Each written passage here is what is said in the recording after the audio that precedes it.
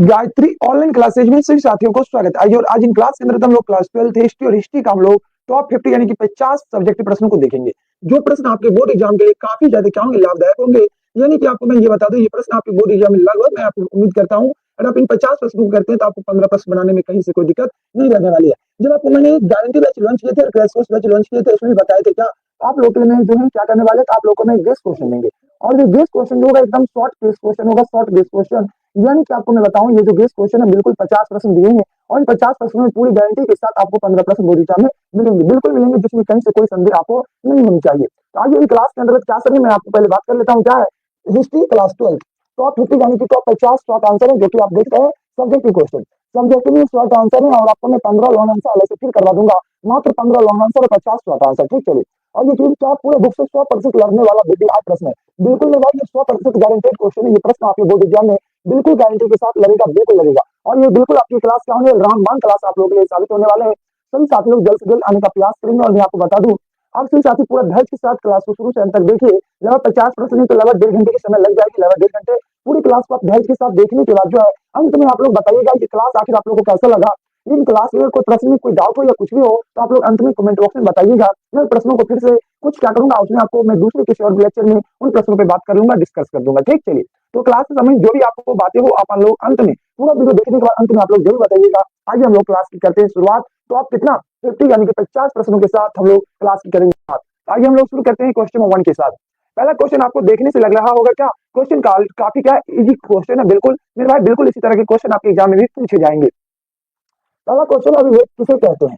अभिलेख के दो महत्व बताइए। पहला क्वेश्चन, अभिलेख किसे कहते हैं? अभिलेख क्या होता है, ये बात आपको मालूम होनी चाहिए। अभिलेख क्या होता है? अभिलेख जो पत्थर धातु आदि की सतहों पर जो उत्कीर्ण किए गए पाथर सामग्री होते हैं, उसका प्रयोग क्या, इसका प्रयोग प्राचीन काल से ही हो रहा है। और यह क्या, जैसे मैं आपको बताऊं, अशोक के अभिलेख, अशोक के कई सारे अभिलेख मिले, अशोक के ताम्र अभिलेख मिला, पात्र अभिलेख मिला, ये सब क्या अशोक के अभिलेख है। अभिलेख समय क्या होता है? अभिलेख समय सीधे उस कालखंड के बारे में जानकारियां हासिल करने में बहुत ही ज्यादा मददगार साबित होता है। अब क्या, मैं अभिलेख के बारे में देखने का प्रयास करता हूँ और आप लोग को समझने में कोई दिक्कतें ना होगी। क्या अभिलेख? अभिलेख पत्थर धातु आदि की सतहों पर उत्कीर्ण किए गए पाथर, उत्कीर्ण किए गए पाथर समाधि को कहते हैं। इसका प्रयोग प्राचीन काल से ही हो रहा है। और अभिलेख का प्रयोग क्या, अभिलेख का प्रयोग जो है प्राचीन काल से यानी कि प्राचीन समय से हो रहा है।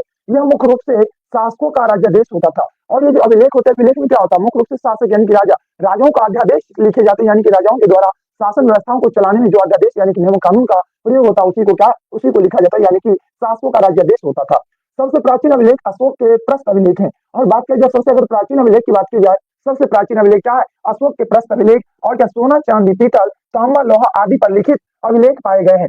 अभिलेख किसी भी कालखंड के जानकारी प्राप्त करने का प्राथमिक स्रोत माना गया है। और अभिलेख क्या है, अभिलेख जो है किसी भी कालखंड की, कोई भी कालखंड को किसी भी कालखंड की जानकारी प्राप्त करने का प्राथमिक स्रोत माना गया है। आई होप कि आप इन बातों को आप समझ पाए होंगे। और आज आप जब इन पूरी क्लास को देखने के बाद इन सारे प्रश्नों को आप लोग खुद से एक बार क्या कीजिएगा, पीडीएफ को पढ़ के देखिएगा, फिर आपको देखिएगा सारी बात आपको क्या होगी, माइंड में खुद से रिकवर होना शुरू हो जाएंगे। आइए क्वेश्चन नंबर दूसरा की ओर। दूसरा क्या कह रहा है, सुनो देखिए। क्वेश्चन नंबर दूसरा कह रहा है 1857 के विद्रोह के प्रमुख कारण क्या थे? 1857 के ये जो विद्रोह है, 1857 के विद्रोह के प्रमुख कारण क्या थे? आइए जरा 1857 के क्रांति की हम लोग बात करते हैं। क्वेश्चन कह रहा है 1857 की क्रांति भारतीय इतिहास की एक महत्वपूर्ण घटना है। इसमें पहली बार अंग्रेजों का मुकाबला भारतीय राजाओं से हुआ था। और ये जो 1857 की क्रांति हुई, इन क्रांतियों में सबसे पहली बार क्या हुआ, अंग्रेजों का मुकाबला जो है भारतीय राजाओं से हुआ। इस क्रांति के निम्न कारण थे। और ये जो क्रांति हुई 1857 की क्रांति, इन क्रांति के कई सारे कारण थे। आइए जरा हम लोग बात करते हैं 1857 की क्रांति के प्रमुख कारण यानी कि मुख्य कारण। पहला, विदेशी शासकों के प्रति घृणा। विदेशी शासकों के प्रति घृणा 1857 की क्रांति का मुख्य कारण था। लोगों में क्या, विदेशी शासकों के प्रति घृणा होने लगा था। यानी कि भारतीय शासकों में, भारतीय लोगों में क्या हुआ, विदेशी यानी कि जो अंग्रेज क्या थे, दूसरी जगह के थे, विदेशी शासकों के प्रति क्या हुआ, इन लोगों में घृणा होना शुरू हो गया। क्या हो गया, पहले कारण क्या, विदेशी शासकों के प्रति घृणा। यानी कि 1857 की क्रांति का मुख्य कारण था लोगों में विदेशी शासकों के प्रति घृणा होने लगी थी। आगे दूसरा कारण देखिए क्या कह रहा।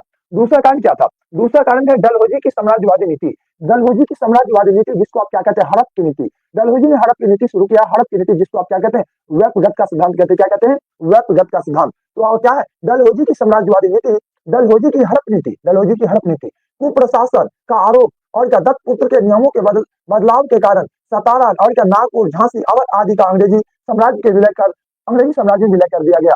यानी इन सारे साम्राज्य को, कौन, सतारा, नागपुर, झांसी, अवध आदि साम्राज्यों को ब्रिटिश साम्राज्य यानी कि अंग्रेजी साम्राज्य में क्या हुआ, विलय कर लिया गया। और झांसी को किस कारण से विलय किया गया था? आपको पता होगा, झांसी की रानी लक्ष्मीबाई और इनके अपने संतान थे जो 3 माह के होने के बाद मर गया था। इन्होंने एक पुत्र को, दत्त पुत्र को इन्होंने गोद लिया था और डलहौजी की नीति थी, अगर कोई राजा का अपना संतान नहीं है वह किसी और के बच्चे को गोद नहीं ले सकता है।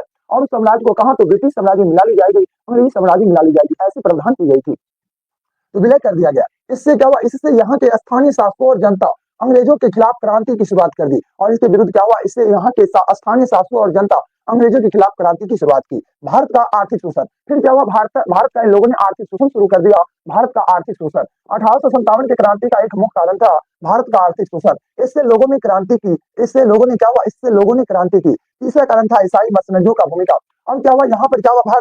भारत में जो है, भारत में हिंदू और मुस्लिम इन दोनों धर्मों के लोगों को क्या हुआ? इन दोनों धर्मों के लोगों को ईसाई धर्म बनाने के लिए प्रेरित किया जाने लगा। यानी कि ईसाई मिशनरियों की भूमिका, भारतीयों को ईसाई मिशनरियों द्वारा ईसाई बनाने की गतिविधि चल रही थी, यानी कि धर्म परिवर्तन करवाने की गतिविधि चल रही थी। ये सारे कारण थे जो कि आपने देखे 1857 की क्रांति के। ये क्या है? प्रमुख कारण है। 1857 की क्रांति के ये क्या है? विद्रोह के प्रमुख कारण थे, जो कि आप इजीली अगर एक दो बार देखते हैं तो आपको ये सारी बातें याद रहेंगे। आपको याद अलग से करने की कोई जरूरत नहीं पड़ने वाली है। आइए आगे की ओर बढ़ते हैं। क्वेश्चन नंबर तीसरा, ये अगला क्वेश्चन क्या है तो देखिए। अगला क्वेश्चन क्या है तो देखिए। मैं आपको बता दूंगा, जो भी साथी व्हाट्सएप ग्रुप में ज्वाइन अभी तक नहीं किए हैं तो आप लोग क्या कीजिए, क्लास इस नंबर पे 736 इस नंबर पे क्लास 12 आर्ट लेके व्हाट्सएप कर दीजिए। आपको यहाँ से क्या होगा? तो यहाँ से आप लोगों को जो है व्हाट्सएप ग्रुप में जोड़ दिया जाएगा। या फिर अगर अभी तक आप लोगों ने एप्लीकेशन डाउनलोड नहीं किए तो गायत्री ऑनलाइन क्लासेज एप्लीकेशन, जो कि लोगो देख सकते हैं, ये सेम लोगो देखकर आप लोग एप्लीकेशन को डाउनलोड कर सकते हैं। तो अगला क्वेश्चन है आपसे, उत्खनन से आप क्या समझते हैं? उत्खनन क्या होता है? उत्खनन किसे कहते हैं? आइए जरा हम लोग बात करते हैं उत्खनन पे। आइए, उत्खनन क्या? उत्खनन उस प्रक्रिया को कहा जाता है। उत्खनन उस प्रक्रिया को कहा जाता है जिसमें किसी पुरानी टीलों की खुदाई कर पुरानी सभ्यता की जानकारी हासिल की जाती है। उत्खनन क्या है? उत्खनन उस प्रक्रिया को कहा जाता है जिसमें किसी पुराने टीले की खुदाई कर पुरानी सभ्यताओं की जानकारी हासिल की जाती है। यह क्षैतिज और ऊर्ध्वाधर 2 प्रकार से किया जाता है। मेरे भाई, आपको ये समझ में दिक्कतें आ सकती है क्या? सर, उत्खनन जो होती है, उत्खनन वह क्षैतिज और ऊर्ध्वाधर कैसे हो सकती है? मेरे भाई, आपको मैं बताऊं, ये कोई समतल भूमि है। ये मानिए कोई समतल भूमि है। ये क्या है? ये कोई समतल भूमि है। ये क्या है?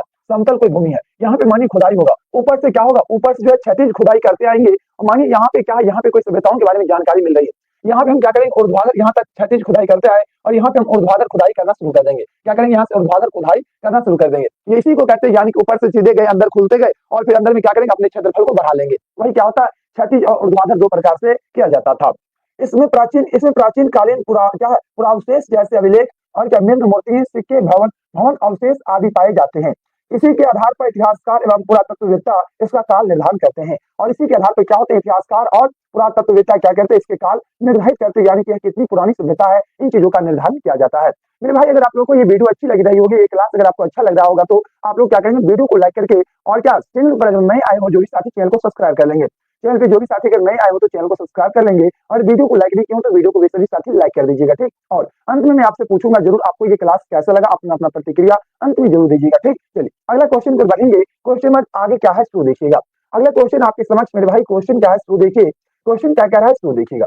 क्वेश्चन कह रहा है, सिंधु घाटी सभ्यता को हड़प्पा सभ्यता क्यों कहा जाता है? ये क्वेश्चन काफी लाजवाब क्वेश्चन है। इसे बोर्ड एग्जाम कई बार पूछ चुका है। आइए जरा हम बात कर लेते हैं, क्या सिंधु घाटी सभ्यता को हड़प्पा सभ्यता क्यों कहते हैं? अगर आपको ये बातें याद रही तो अच्छी बात है, नहीं तो मैं आपको पहले समझाता हूँ आपको याद क्या रखना है, फिर मैं आपको ये दिखलाऊंगा क्या है। हड़प्पा सभ्यता को सिंधु घाटी की सभ्यता क्यों कहते हैं? क्वेश्चन आपका ये मेरे भाई याद रखना। हड़प्पा सभ्यता जो है, हड़प्पा सभ्यता को सिंधु घाटी, उल्टा नहीं, सिंधु घाटी सभ्यता को हड़प्पा सभ्यता क्यों कहते हैं? क्वेश्चन शुरू है, सिंधु घाटी सभ्यता को हड़प्पा सभ्यता। मेरे भाई आपको आंसर करना है, सिंधु घाटी सभ्यता को हड़प्पा सभ्यता इसलिए कहा जाता है क्योंकि जो सिंधु घाटी सभ्यता में सबसे पहले जो स्थल की खुदाई हुई थी वो हड़प्पा नामक स्थल की खुदाई हुई थी। सबसे पहले किन स्थलों की खुदाई हुई? सबसे पहले जो हड़प्पा नामक स्थल की खुदाई हुई थी। सिंधु घाटी सभ्यता में सबसे पहले किन स्थल की खुदाई हुई?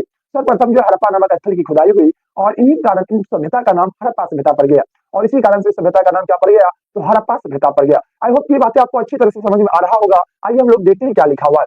सिंधु घाटी सभ्यता को हड़प्पा सभ्यता इसलिए कहा जाता है कि क्योंकि हड़प्पा नामक स्थल पर ही सर्वप्रथम 1922 ईस्वी में राखल दास बनर्जी ने उत्खनन करवाया था। आपको याद रखना है, हड़प्पा की उत्खनन 1921 में हुई थी और मोहनजोदड़ो 1922 में, ठीक। तो हड़प्पा नामक स्थल पर ही सर्वप्रथम 1921 में कौन? राखल दास बनर्जी कह रहा, तो यहाँ पे 1922 से छोड़ दीजिए क्योंकि आगे राखल दास बनर्जी कह रहा। आगे क्या होना चाहिए? दयाराम साहनी। हड़प्पा की उत्खनन दयाराम साहनी ने करवाया था। कोई दिक्कत नहीं, कुछ भी है, सब अच्छा है। हड़प्पा नामक स्थल पर सर्वप्रथम 1922 ईस्वी में राखल दास बनर्जी ने उत्खनन करवाया और नगर सभ्यता को प्राप्त करने प्रकाश में लाया। और क्या क्या? नगर सभ्यता को प्रकाश में लाया। इसके बाद ही अन्य स्थलों का पुरातत्ववेत्ता खुदाई की गई। सिंधु घाटी सभ्यता का सबसे महत्वपूर्ण नगर पुणे तथा हड़प्पा में ही इस सभ्यता का उत्खनन होने के चलते ही इस सभ्यता का क्या है, इसे हड़प्पा सभ्यता कहा गया। यानी कि क्वेश्चन क्या कह रहा है, अगर आप एग्जाम में लिखेंगे तो यहाँ पे आप लिख सकते हैं सर्वप्रथम मनुष्य किसने, और यहाँ पे आप कर सकते हैं दयाराम साहनी। क्या कर सकते हैं?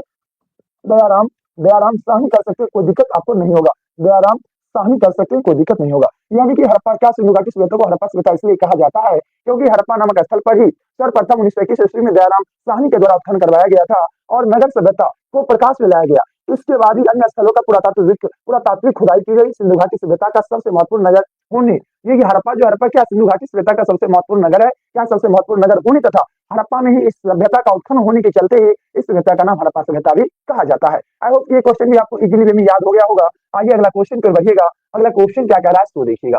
अगला क्वेश्चन मेरे भाई आप लोग के समक्ष क्वेश्चन क्या है सो देखिए। क्वेश्चन काफी अच्छा है। क्वेश्चन कह रहा महाजन पद से आप क्या समझते हैं? महाजन पद, आइए मैं आपको महाजन पद को याद करवा दूंगा बिल्कुल इजीली वे में। क्लास में आपको मैं आज ये सोच के आए आपको सारे प्रश्न जो है क्लास में इजी वे में याद करवाते हुए आगे की ओर में बढ़ते चलूं। आपको बिल्कुल आप इत्मीनान पूरा धैर्य के साथ पूरा क्लास को देखिएगा, आपको अधिक से अधिक बातें क्लास में याद हो जाएंगे। ठीक, चलिए क्या है महाजन पद। मेरी बातों को गौर से सुनिएगा, बिल्कुल शांति से सुनिए, याद हो जाएगा। उत्तर वैदिक काल में जिस क्षत्रिय राज्यों के उदय की प्रक्रिया प्रारंभ हुई, उत्तर वैदिक काल में क्या हुआ? उत्तर वैदिक काल में जिस क्षत्रिय राज्यों के उदय की प्रक्रिया प्रारंभ हुई वह 6ठी सदी ईसा पूर्व तक आते आते क्या हुआ? बड़े राज्यों में बदल गया। यानी कि कहने का मतलब है जब उत्तर वैदिक काल की शुरुआत हुई, उत्तर वैदिक काल में क्या हुआ? छोटे छोटे क्या हुए? क्षत्रिय राज्यों का उदय हुआ था और वही 6ठी सदी ईसा पूर्व में आते आते बड़े राज्यों के रूप में बदल गया। इन्हीं प्रभुत्व संपन्न राज्यों को क्या कहते हैं? महाजन पद कहते हैं। और ये जो बड़े राज्यों में बदल गया इन्हीं क्या प्रभुत्व संपन्न राज्यों को महाजन पद कहते हैं।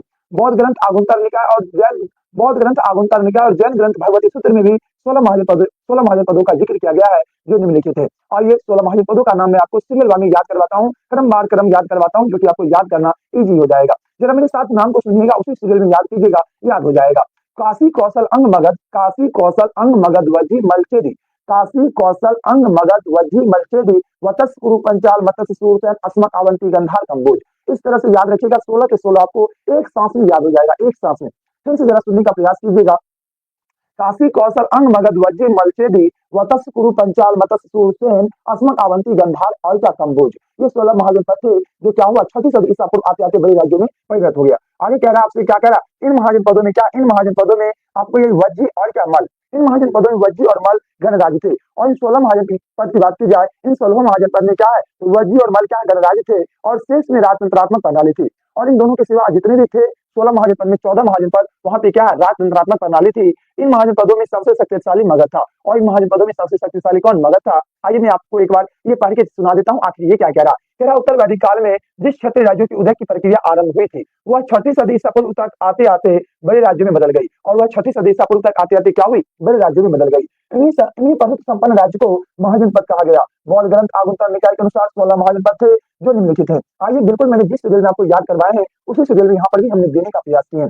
काशी कौशल अंग मगध वज्जी मलचेदी वतस कुरु पंचाल मतस सूरसेन अस्मक अवंती गंधार कंबोज। और इन महाजन पदों में वज्जी और मल क्या? गणराज्य थे, शेष सभी में राजतंत्रात्मक प्रणाली थी। और इन महाजन पदों में सबसे शक्तिशाली क्या? मगध सबसे शक्तिशाली महाजन पद था। आई होप ये प्रश्न आपको इजी वे में याद हुआ होगा और बिल्कुल इजी लगा भी होगा, देखने में भी इजी है, बिल्कुल इजी है मेरे भाई। अगला क्वेश्चन क्या है तो देखिए। अगला क्वेश्चन का आप लोग आंसर करने का प्रयास करेंगे। अगला क्वेश्चन आप लोगों के समक्ष जरा देखने का प्रयास कीजिएगा। क्वेश्चन कह रहा 1857 की क्रांति की असफलता के 4 कारण लिखिए। 1857 की क्रांति असफल हो गई, बिल्कुल असफल हो गई। और सफलता के पीछे क्या कारण थे सभी लोग बताने का प्रयास करेंगे। और सफलता क्या पूछ रहा है? कोई 4 कारण लिखने के लिए कह रहा। आइए मैं देखता हूँ 1857 की क्रांति की असफलता के 4 कारण। 1857 की क्रांति की असफलता के 4 कारण निम्नलिखित थे। 1857 की क्रांति की असफलता के 4 कारण निम्नलिखित थे और उन कारणों की अगर मैं बात करूं, क्या? विद्रोहियों में एकता का अभाव। ये जो विद्रोही थे ये विद्रोहियों में एकता के अभाव था। ये लोग एक साथ आक्रमण नहीं किए थे, अलग अलग लोग अलग अलग क्षेत्रों से और अलग अलग उद्देश्य से इन लोगों ने क्या किया था? आक्रमण किया था। जैसे मैं आपको कुछ नाम बताता हूँ जो कि आपको ऑब्जेक्टिव में काफी लाभदायक होंगे। जैसे झांसी से लक्ष्मीबाई आक्रमण की थी, यानी कि विद्रोह की थी। अवध या लखनऊ से बेगम हजरत महल ने विद्रोह की थी। सतारा उज्जैन ग्वालियर से बेंजाराव सिंधिया ने विद्रोह की थी। पटना से पीर अली ने विद्रोह किया था। कानपुर से नाना साहब ने विद्रोह किए थे। आरा बिहार जगदीशपुर से कुंवर सिंह और इनका भाई अमर सिंह ने विद्रोह किए थे। उसी तरह से आपको याद रखना कहा मेरठ से कदम सिंह ने विद्रोह किया था। सागर से शेख रामजान ने विद्रोह किया था। इन सभी लोगों ने अलग अलग बेटों पे विद्रोह किया था, यानी कि इन सभी लोगों ने एक साथ विद्रोह नहीं किया था। इन सभी लोगों ने क्या अलग अलग बेटों पे इन लोगों ने क्या किया? विद्रोह किया था। यानी कि विद्रोहियों में एकता का क्या अभाव था? एकता का अभाव था। आगे देखिएगा, जनता में राष्ट्रीयता की भावना का अभाव। और वहां के उस समय की जनता क्या थे? उस समय की जनता में राष्ट्रीय एकता राष्ट्रीयता की भावना का भी अभाव था। जनता में क्या? राष्ट्रीयता की भावना का भी अभाव था। तीसरा पॉइंट कह रहा अनेक भारतीय नरेश, नरेश का मतलब राजा होता है, नरेश का मतलब राजा, ठीक। अनेक भारतीय नरेश और सरदारों की अंग्रेजों के प्रति क्या भक्ति। अनेक उस समय के राजा और क्या थे, सरदार ऐसे थे जो अंग्रेज का भक्त बन के बैठे हुए थे, जिसको आप अंधभक्त कहते हैं। अंधभक्त आप, मैं आपको फॉर एग्जाम्पल में बताता हूँ अंधभक्त होता क्या है। अंधभक्त उस व्यक्ति को कह सकते हैं, जैसे मैं आपको बताऊं, ये जैसे मानिए कोई लाइव क्लास चल रही है, मेरा ही मानिए फॉर एग्जाम्पल लेता हूँ किसी भी टीचर का कोई लाइव क्लास। उन लाइव क्लास में देखते होंगे कुछ ऐसे अंधभक्त विद्यार्थी हो जाते हैं जो आके किसी और चैनल का नाम लिखना शुरू कर देंगे, पावर ऑफ फलना लिखना शुरू कर देंगे। वे विद्यार्थी क्या होते हैं, वे विद्यार्थी अंधभक्त कहलाते हैं। वे क्या कहलाते हैं, वे विद्यार्थी अंधभक्त कहलाते हैं। इसी को अंधभक्त कहा जाता है। इन्हीं बातों को क्या, इसी को क्या कहा जाता है, अंधभक्त कहा जाता है। वे विद्यार्थी क्या हो चुका है, बिल्कुल पूरी तरह से वे अंधभक्त हो चुका है। तो आप लगभग अंधभक्त अच्छी तरह से समझ पाए होंगे। किसी भी टीचर के लाइव चैट में जाकर किसी और टीचर का नाम लिखना, किसी और टीचर के बारे में कुछ लिखना, वे क्या होता, वे विद्यार्थी जो है उस टीचर के प्रति क्या हो चुका, अंधभक्त हो चुका है। उसी तरह से क्या, उस समय के जो राजा महाराजा, उस समय के राजा और नरेश और सरदार जो थे, वे क्या थे, अंग्रेज के प्रति वे भक्त बन के बैठ चुके थे, बिल्कुल आंख से अंधा हो चुके थे, बिल्कुल वे क्या थे, अंधभक्त बने हुए थे। अगला पॉइंट क्या है, विद्रोहियों को क्या है, साधनों की अपेक्षाकृत कमी। और ये जो विद्रोही लोग थे, यानी कि 1857 की क्रांति के जो विद्रोही थे, इनके पास क्या था, संसाधनों की अपेक्षाकृत कमी थी। इन लोगों के पास संसाधन नहीं था, संसाधन की काफी ज्यादा क्या था, कमी था। संसाधन का क्या है, काफी ज्यादा कमी था। यही सारे कारण थे जिन कारणों से क्या हुआ, 1857 की क्रांति में क्या हुआ, 1857 की क्रांति असफलता के ये 4 कारण थे। इन 4 कारण से क्या हुई, 1857 की क्रांति असफल रही। आइए हम अगला क्वेश्चन पर बढ़ने का प्रयास करेंगे। और सिर्फ साथी से मैं यही गुजारिश करूंगा, अगर आपको ये वीडियो अच्छी लगी हो तो आप इन वीडियो को, अगर आपको अच्छा लग रहा हो तो वीडियो को आप लोग लाइक करके और आप लोग अपने अपने एक मित्रों तक क्लास को अधिक से अधिक शेयर कर दीजिएगा, ताकि अधिक से अधिक साथी लोग इन क्लास को कर पाएंगे और इन 50 प्रश्नों को बेहतरीन तरीका से कर पाएंगे। और ये क्या करेंगे, अपने एग्जाम हॉल में, और क्या तो एग्जाम हॉल में क्वेश्चन को सॉल्व करने में इजी महसूस करेंगे। क्या अपने आपको एफर्ट ज्यादा नहीं लगाना पड़ेगा, इजी में मुझसे सारे क्वेश्चन सॉल्व होने लगेंगे, क्योंकि वे सारे क्वेश्चन को पढ़ के जाएंगे। और मैं आपको विश्वासन जरूर दे सकता हूं, मैं आपको ये जो क्लास में करवा रहा हूं, बिल्कुल यही क्वेश्चन आपको एग्जाम हॉल में देखने के लिए मिलेगा। बिल्कुल ऐसा ही यही क्वेश्चन एग्जाम हॉल में आपको देखने के लिए मिलेगा। अगला क्वेश्चन क्या है, तो देखिए, दांडी मार्च का उद्देश्य क्या था। दांडी मार्च का मूल उद्देश्य था समुद्र के पानी से नमक निकालकर नमक कानून का उल्लंघन करना। और आपको नहीं कुछ याद है तो इतना तो जरूर याद रहेगा, दांडी मार्च का उद्देश्य था क्या तो समुद्र के पानी से नमक निकालकर नमक कानून का उल्लंघन करना ही दांडी मार्च का मुख्य उद्देश्य था। आइए मैं आपको नमक कानून के बारे में थोड़ी सी जानकारी जरूर देता हूँ, डेट के साथ, हर चीजों के साथ। मैंने पूरे आंसर को शॉर्ट से शॉर्ट करने का प्रयास किए। छोटा से छोटा आंसर रहेगा, आपको याद करना भी आसान होगा और आपको एकदम इजी वे में याद भी हो जाएगा। चलिए, कह रहा दांडी मार्च का क्या उद्देश्य था। दांडी मार्च का क्या उद्देश्य था, महात्मा गांधी द्वारा 12 मार्च 1930 को, कब, 12 मार्च 1930 में क्या, अहमदाबाद के पास, 12 मार्च 1930 में अहमदाबाद के पास साबरमती आश्रम से दांडी मार्च की शुरुआत की गई थी। साबरमती आश्रम से क्या हुआ, दांडी मार्च की शुरुआत कब, 12 मार्च 1930 को कौन, महात्मा गांधी अपने साबरमती आश्रम से दांडी की ओर निकल पड़े। चलिए, बहुत अच्छा, क्या शुरू की गई थी। इस मार्च का मुख्य उद्देश्य था नमक जैसे नर्सिंग वस्तु पर कर लगाने के कानून का विरोध करना। समुद्र किनारे दांडी में समुद्र जल से नमक तैयार कर गांधी जी ने सवेरे अवज्ञा आंदोलन की शुरुआत की और यहीं से क्या हुआ, नमक कानून का उल्लंघन हुआ और नमक कानून को तोड़ दिया गया। आई होप ये क्वेश्चन बिल्कुल आसान और इजी क्वेश्चन है। इन प्रश्नों को आप लोग बिल्कुल इजी वे में आंसर कर सकते हैं। आइए अगला क्वेश्चन पे बढ़ने का प्रयास करेंगे। क्वेश्चन नंबर 10 कहते हैं अगला क्वेश्चन की ओर। अगला क्वेश्चन क्या है, सो देखिएगा। अगला क्वेश्चन आप लोगों के समक्ष और अगला क्वेश्चन क्या है, सो देखिए और फिर लोग अगला क्वेश्चन का आंसर करने का प्रयास करेंगे।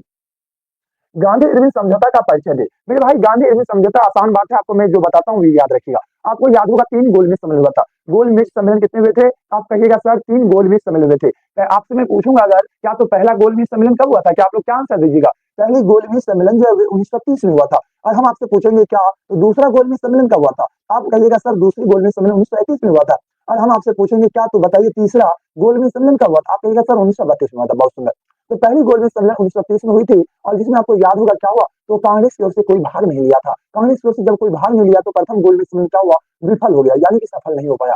तो फिर क्या हुआ, तो गांधी जी और इरविन के बीच एक समझौता हुई जो कि 5 मार्च 1931 को एक समझौता हुआ, जिसमें गांधी जी के 11 प्रतिमाओं को इरविन ने स्वीकार किया। और उसके बाद क्या हुआ, सविनय अवज्ञा आंदोलन को स्थगित करके महात्मा गांधी ने कहा द्वितीय गोलमेज सम्मेलन में कांग्रेस की ओर से भाग लेने के लिए सहमत हुए। यही था आपका गांधी इरविन समझौता। बस आंसर हो गया, बस ज्यादा क्या सोचना है, यही सिंपल आंसर सोचना है।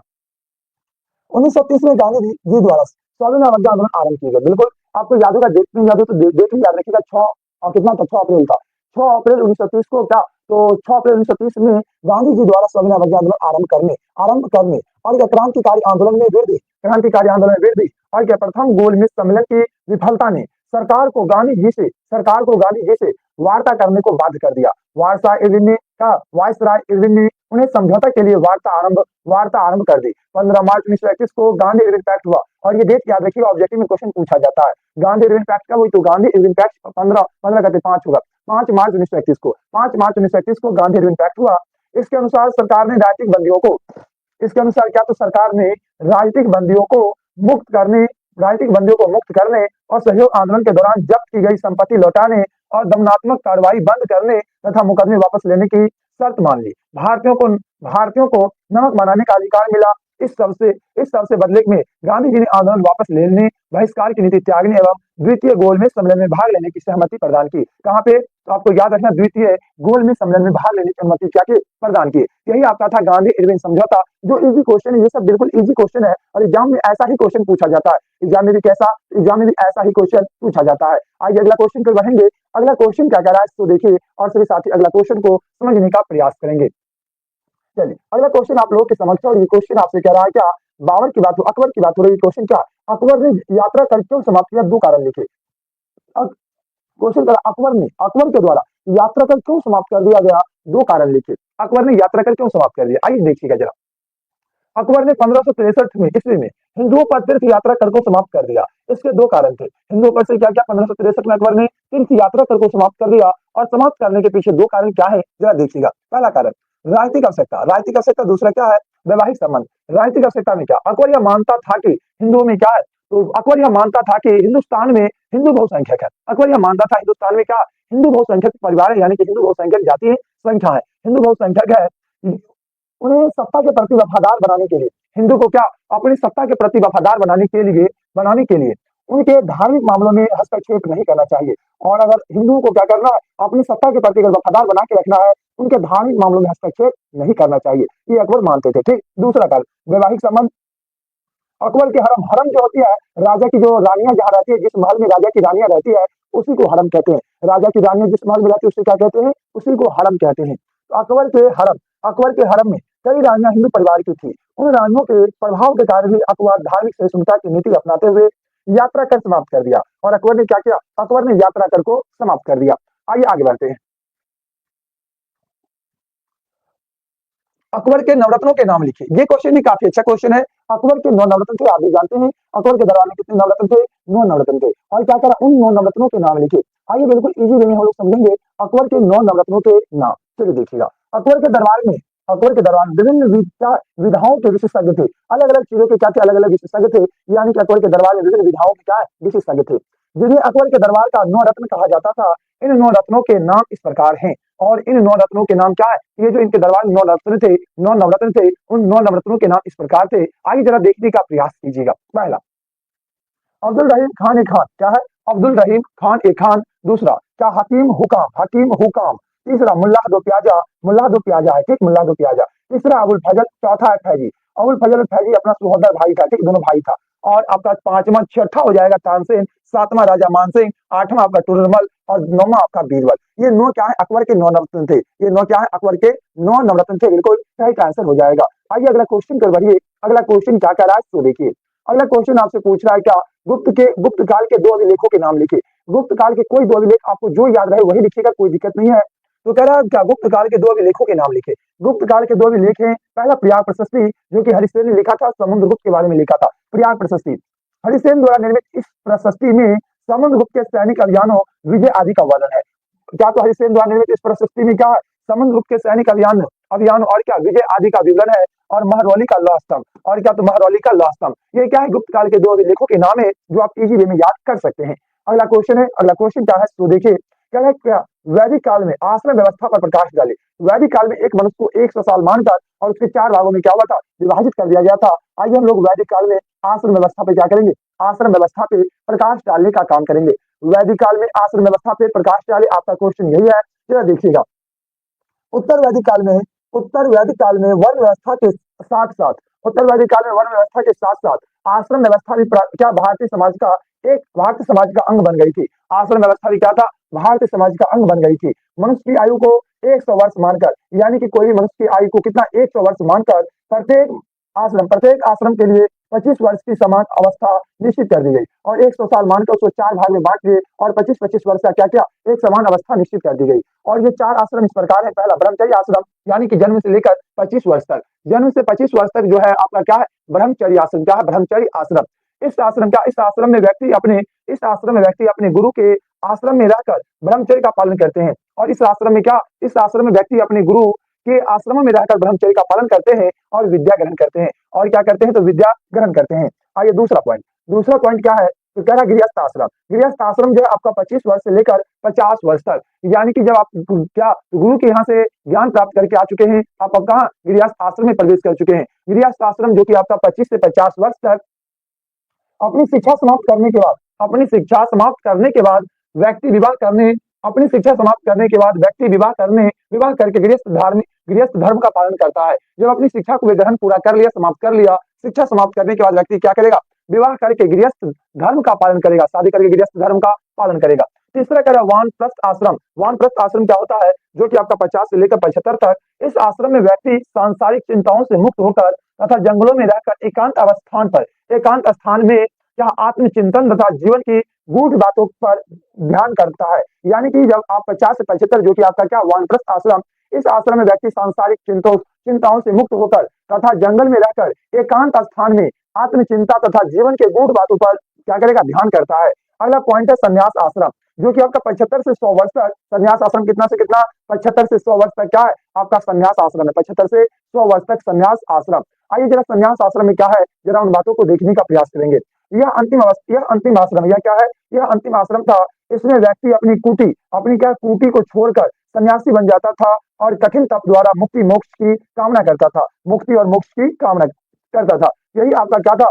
तो वैदिक काल में आश्रम व्यवस्था, जो कि आसाम में आप लोग एग्जाम हॉल में क्वेश्चन को लिख पाएंगे। अगला क्वेश्चन है क्या? आपका क्वेश्चन कह रहा है क्या? समुद्रगुप्त पर एक संक्षिप्त टिप्पणी लिखिए। समुद्रगुप्त पर एक कह रहा है छोटा सा संक्षिप्त टिप्पणी लिखने के लिए, ये भी क्वेश्चन एग्जाम के लिए काफी लाभदायक है। समुद्रगुप्त पर एक संक्षिप्त टिप्पणी लिखिए। आपको मैं एक दिन और एक क्लास में बताऊंगा आखिर आपको आंसर लिखना कैसे है। यहाँ पर तो मैंने सीधे क्वेश्चन आंसर करवा देता हूँ, याद कर लीजिएगा। जैसे इन क्वेश्चन को मैं बताऊँ, समुद्रगुप्त पर संक्षिप्त टिप्पणी, इसका हेडिंग कैसे बनेगा? हेडिंग बनेगा समुद्रगुप्त पर संक्षिप्त टिप्पणी लिखित है, और एकदम लिखित है के बाद डैश देकर आंसर लिखना है। इस तरह से हेडिंग देकर आंसर लिखना, वो भी किसी क्लास में सिखा देंगे आप लोगों को। ठीक, चलिए। समुद्रगुप्त पर एक संक्षिप्त टिप्पणी लिखे। गुप्त शासक क्या है? गुप्त शासक चंद्रगुप्त मौर्य तथा उत्तराधिकारी उसका पुत्र समुद्रगुप्त था। क्या? तो गुप्त शासक चंद्रगुप्त प्रथम का उत्तराधिकारी उसका पुत्र समुद्रगुप्त था। भारतीय इतिहास में समुद्रगुप्त का स्थान एक महान विजेता तथा प्रतिभाशाली सम्राट के रूप में स्वीकार किया गया है। उसने अपने विजयों के द्वारा भारत को राजनीतिक एकता के सूत्र में बांधा, और उसने अपने विजयों के द्वारा क्या किया? भारत की राजनीतिक एकता को सूत्र में बांधा। समुद्रगुप्त एक महान विजेता ही नहीं, बल्कि कुशल संगठन करता था। कला और संस्कृति का प्रेरक भी था। प्रयाग प्रशस्ति में उसे स्वर्वराजोक्षता अर्थात समस्त राजाओं का उन्मूलन करने वालों के साथ साथ उन्हें ज्ञानमर्म भी कहा गया था। किनको? समुद्रगुप्त को। यानी कि समुद्रगुप्त के बारे में आपको जो भी जानकारी प्राप्त है, उन जानकारियों को क्या करना है? अच्छी तरह से लिख देना है। अगला क्वेश्चन आप लोगों के समक्ष है। क्वेश्चन कह रहा है प्राचीन भारत में वर्ण व्यवस्था पे प्रकाश डाले। प्राचीन भारत में क्या? तो वर्ण व्यवस्था पे प्रकाश डाले। प्राचीन भारतीय वर्ण व्यवस्था पे क्या करा? प्रकाश डालने के लिए कह रहा। आइए इजी वे में हम लोग इन क्वेश्चन का भी आंसर कर लेंगे। एकदम कोई टेंशन तो लेना ही नहीं है। आप लोग बिंदास होकर पूरी क्लास को कीजिए, मजा आ जाएगा। ठीक, पूरी क्लास को आप शुरू से लेकर अंतिम तक देखिए। अगर आपको एक के स्पीड में नहीं अच्छा हो तो आप इसको स्पीड कर लीजिएगा, 1.5 के स्पीड या फिर 2 के स्पीड में करके इसको देखिएगा, तो फिर क्या होगा? कम समय में आपका पूरा रिविजन हो जाएगा। ठीक, आइए प्राचीन भारत में वर्ण व्यवस्था पर प्रकाश डाले। ऋग्वेद क्या? ऋग्वेद के पुरुष सूक्त तथा महाभारत के शांति पर्व से जानकारी मिलती है कि ब्राह्मण यानी कि विराट पुरुष के मुख में क्या हुआ? ब्रह्मा यानी कि विराट पुरुष के मुख से ब्राह्मण, बाहु यानी कि इसको भुजा को बाहु कहते हैं, बाहु से क्षत्रिय, और क्या? जंघा से वैश्य तथा पैरों से शूद्र का उत्पत्ति हुआ। यानी कि ब्रह्मा से मुख से ब्राह्मण का जन्म, और ब्रह्मा के भुजा से क्षत्रिय का जन्म, और ब्रह्मा के जंघा से वैश्य का जन्म, और ब्रह्मा के पैर से तलवा से शूद्र का जन्म हुआ। शूद्र वर्ग की उत्पत्ति हुई। प्रारंभ में क्या है? चतुर्वर्णीय व्यवस्था का आधार कर्म था। ब्राह्मण का कार्य कर्मकांड संपन्न कराना था। राजा क्षत्रिय होता था, जिसका कार्य रक्षा करना था। वैश्य का कार्य व्यापार था। इन तीनों वर्षों को समझ, इन तीनों हो जाएगा। यहाँ पे वर्षों नहीं होगा, कुछ टाइपिंग मिस्प्रिंट है। यहाँ पे होगा इन तीनों वर्णों होगा यहाँ पे। ठीक, इन तीनों वर्णों हो जाएगा, वर्णों। इन तीनों वर्णों को सम्मिलित रूप से क्या है? द्वैज कहा जाता था। और इन तीनों वर्णों को सम्मिलित रूप से द्वैज कहा जाता था। शूद्र वर्ण का कार्य इन तीनों वर्णों, यहाँ पे भी वर्ण होगा, इन तीनों वर्णों को सेवा करना था। कालांतर में यह व्यवस्था कर्म के स्थान पर जन्म तथा जन्म आधारित हो गया। यहाँ पे मेरे भाई पीडीएफ में भी आप लोग वर्ण कर लीजिएगा, ठीक। और आगे चलकर क्या हुआ, कालांतर में जो यह व्यवस्था कर्म के स्थान पर जन्म आधारित हो गई, और यह व्यवस्था क्या हो गई, कर्म के आधार पर नहीं होकर जन्म आधारित हो गई। अगला पॉइंट यानी कि अगला टॉपिक है, भारत छोड़ो आंदोलन के 2 कारण बताइए। भारत छोड़ो आंदोलन जो है, भारत छोड़ो आंदोलन के कोई 2 कारण आप लोगों को क्या करना है, इजी वे में बताने का प्रयास करना है। भारत छोड़ो आंदोलन, भारत छोड़ो आंदोलन के 2 कारण निम्नलिखित थे। भारत छोड़ो आंदोलन के 2 कारण निम्न थे। पहला, द्वितीय विश्व युद्ध। द्वितीय विश्व युद्ध में अंग्रेजों द्वारा भारत को शामिल करना। द्वितीय विश्व युद्ध में क्या किया, द्वितीय विश्व युद्ध में अंग्रेजों ने भारत को क्या किया, बिना पूछे हुए शामिल कर लिया, पहला कारण। क्रिस मिशन की असफलता, क्रिस मिशन की असफलता के कारण भी, क्रिस मिशन की असफलता के कारण भी भारत छोड़ो आंदोलन शुरू हुई थी, और क्रिस मिशन की असफलता के कारण क्या हुआ, भारत छोड़ो आंदोलन की शुरुआत हुई। ये दोनों कारण थे भारत छोड़ो आंदोलन के। 2 कारण आपको इजी वे में आप आंसर कर लेंगे। अगला क्वेश्चन है, त्रिपिटक के विषय में आप क्या जानते हैं। ये क्वेश्चन काफी लाजवाब और काफी इंपोर्टेंट है। त्रिपिटक के विषय में आप क्या जानते हैं, आइए जरा त्रिपिटक के बारे में हम लोग पढ़ने का प्रयास करेंगे, जानने का प्रयास करेंगे। आखिर त्रिपिटक क्या होता है, त्रिपिटक किसे कहते हैं। बौद्ध धर्म में बुद्ध के उपदेश एवं बौद्ध धर्म में बुद्ध के उपदेश एवं बौद्ध धर्म संबंधित ज्ञान को क्या कहते हैं, पिटारा को त्रिपिटक कहते हैं। क्या कह रहा है, जरा देखने का प्रयास करेंगे। कह रहा बौद्ध धर्म में क्या, बौद्ध धर्म में बुद्ध के उपदेश एवं बौद्ध धर्म से संबंधित ज्ञान के पिटारे को त्रिपिटक कहते हैं, और यह 3 है। पहला आपका हो जाएगा सूत पिटक, दूसरा आपका विनय पिटक, तीसरा आपका अभिधम पिटक। सूत पिटक में क्या है, जरा देखिएगा, इसमें बौद्ध के जीवन का वर्णन है, यानी कि बुद्ध क्या है, भगवान बुद्ध के जीवन का वर्णन किसमें, उनके जीवन का वर्णन जो है सूत पिटक में है। और दूसरा विनय पिटक, इसमें बौद्ध संघ के नियमों का वर्णन है, और इसमें क्या, बौद्ध संघ के नियमों का वर्णन विनय पिटक में। और अभिधम पिटक, इसमें बौद्ध दर्शन एवं शिक्षाओं का वर्णन है, इसमें बौद्ध दर्शन एवं शिक्षाओं का वर्णन है। याद रखिएगा, सूत पिटक जो है, इसकी रचना जो है प्रथम बौद्ध संहिता में हुई थी। इसकी रचना कब हुई, प्रथम बौद्ध संहिता, प्रथम बौद्ध संहिता 483 ईसा पूर्व में हुआ था, और इसकी रचना आनंद ने किया था। कौन, इसकी रचना आनंद ने किया था। उसके बाद जो विनय पिटक, इसकी भी जो रचना है, इसकी भी रचना का प्रथम बौद्ध संहिता में हुई थी, और प्रथम बौद्ध संहिता 483 में इसकी भी रचना हुई, और इसकी रचना उपाली ने किया था, उपाली ने इसकी रचना की थी। और ये जो विधम पिटक है, इसकी रचना तृतीय बौद्ध संहिता, तृतीय बौद्ध संहिता 250 ईसा पूर्व में हुआ था। इसकी रचना मोगलीपुत्र तीस ने किया था। इसकी रचना कौन किया था, मोगलीपुत्र तीस ने किया था। फिर इस क्वेश्चन को जरा देख लीजिएगा, याद हो जाना चाहिए मेरे भाई आप लोगों को। इतना में क्वेश्चन करा, बौद्ध धर्म में बुद्ध के उपदेश एवं बौद्ध धर्म से संबंधित ज्ञान के पिटारे को त्रिपिटक कहते हैं। ये 3 है, सूत पिटक, विनय पिटक, अभिधम पिटक। सूत पिटक इसमें बुद्ध के जीवन का वर्णन है, सूत पिटक इसमें बुद्ध के जीवन का वर्णन है। विनय पिटक इसमें बौद्ध संघ के नियमों का वर्णन है, और अभिधम पिटक इसमें बौद्ध दर्शन एवं शिक्षाओं का वर्णन है, इसमें बौद्ध दर्शन एवं शिक्षाओं का वर्णन है। बस आसानी में आंसर करते हुए आगे बढ़ेंगे।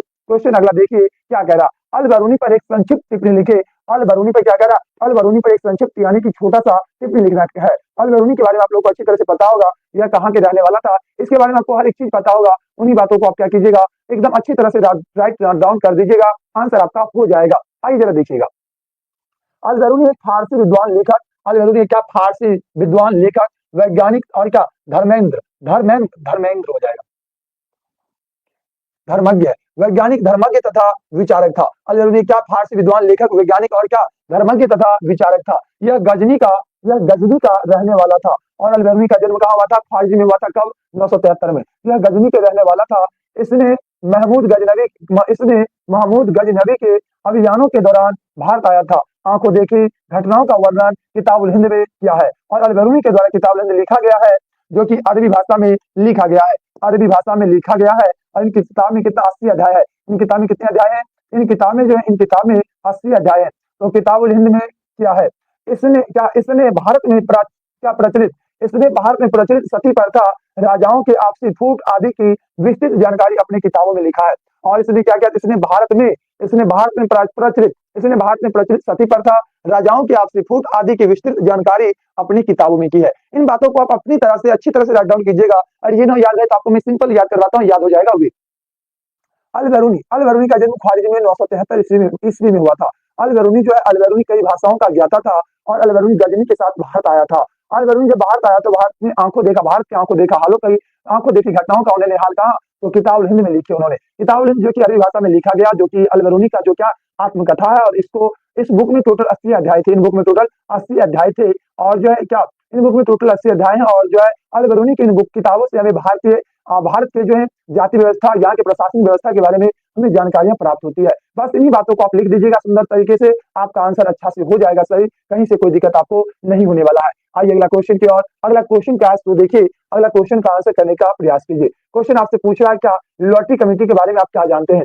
लॉटरी कमेटी क्या होता है? यह लॉटरी कमेटी आपको याद होगा, ये कोलकाता में सार्वजनिक रूप से शहरों के विकास के लिए प्रयोग किया गया था। कोलकाता में सार्वजनिक रूप से शहरों के विकास के लिए लॉर्ड वेलेस्ली लॉर्ड वेलेस्ली के द्वारा लॉर्ड वेलेस्ली के द्वारा भारत में चले जाने के पश्चात लॉर्ड वेलेस्ली के द्वारा लॉर्ड वेलेस्ली के बाहर से लॉर्ड वेलेस्ली के बाहर से चले जाने के पश्चात नगर नियोजन का कार्य लॉटरी कमेटी के द्वारा सरकार के सहयोग से किया जाने लगा था। लॉटरी कमेटी का नाम यहाँ लॉटरी कमेटी का यह नाम इसलिए पड़ा था क्योंकि नगर सुधार के लिए पैसे की व्यवस्था जनता के बीच लॉटरी बेचकर ही की जाती थी। दूसरे शब्दों में कहा जा सकता है कि 19वीं सदी के प्रारंभिक दशकों तक नगर योजना के लिए धन इकट्ठा करना सरकार को ही नहीं बल्कि प्रबुद्ध तथा जागरूक नागरिकों की भी एक जिम्मेदारी मानी जाती थी। लॉटरी कमेटी के प्रमुख कार्यों में कोलकाता नगर का नक्शा बनाया गया और लॉटरी कमेटी के प्रमुख कार्यों में किसका कोलकाता नगर का नक्शा बनाना, सड़क निर्माण करना तथा कोलकाता से अवैध निर्माण हटाना था।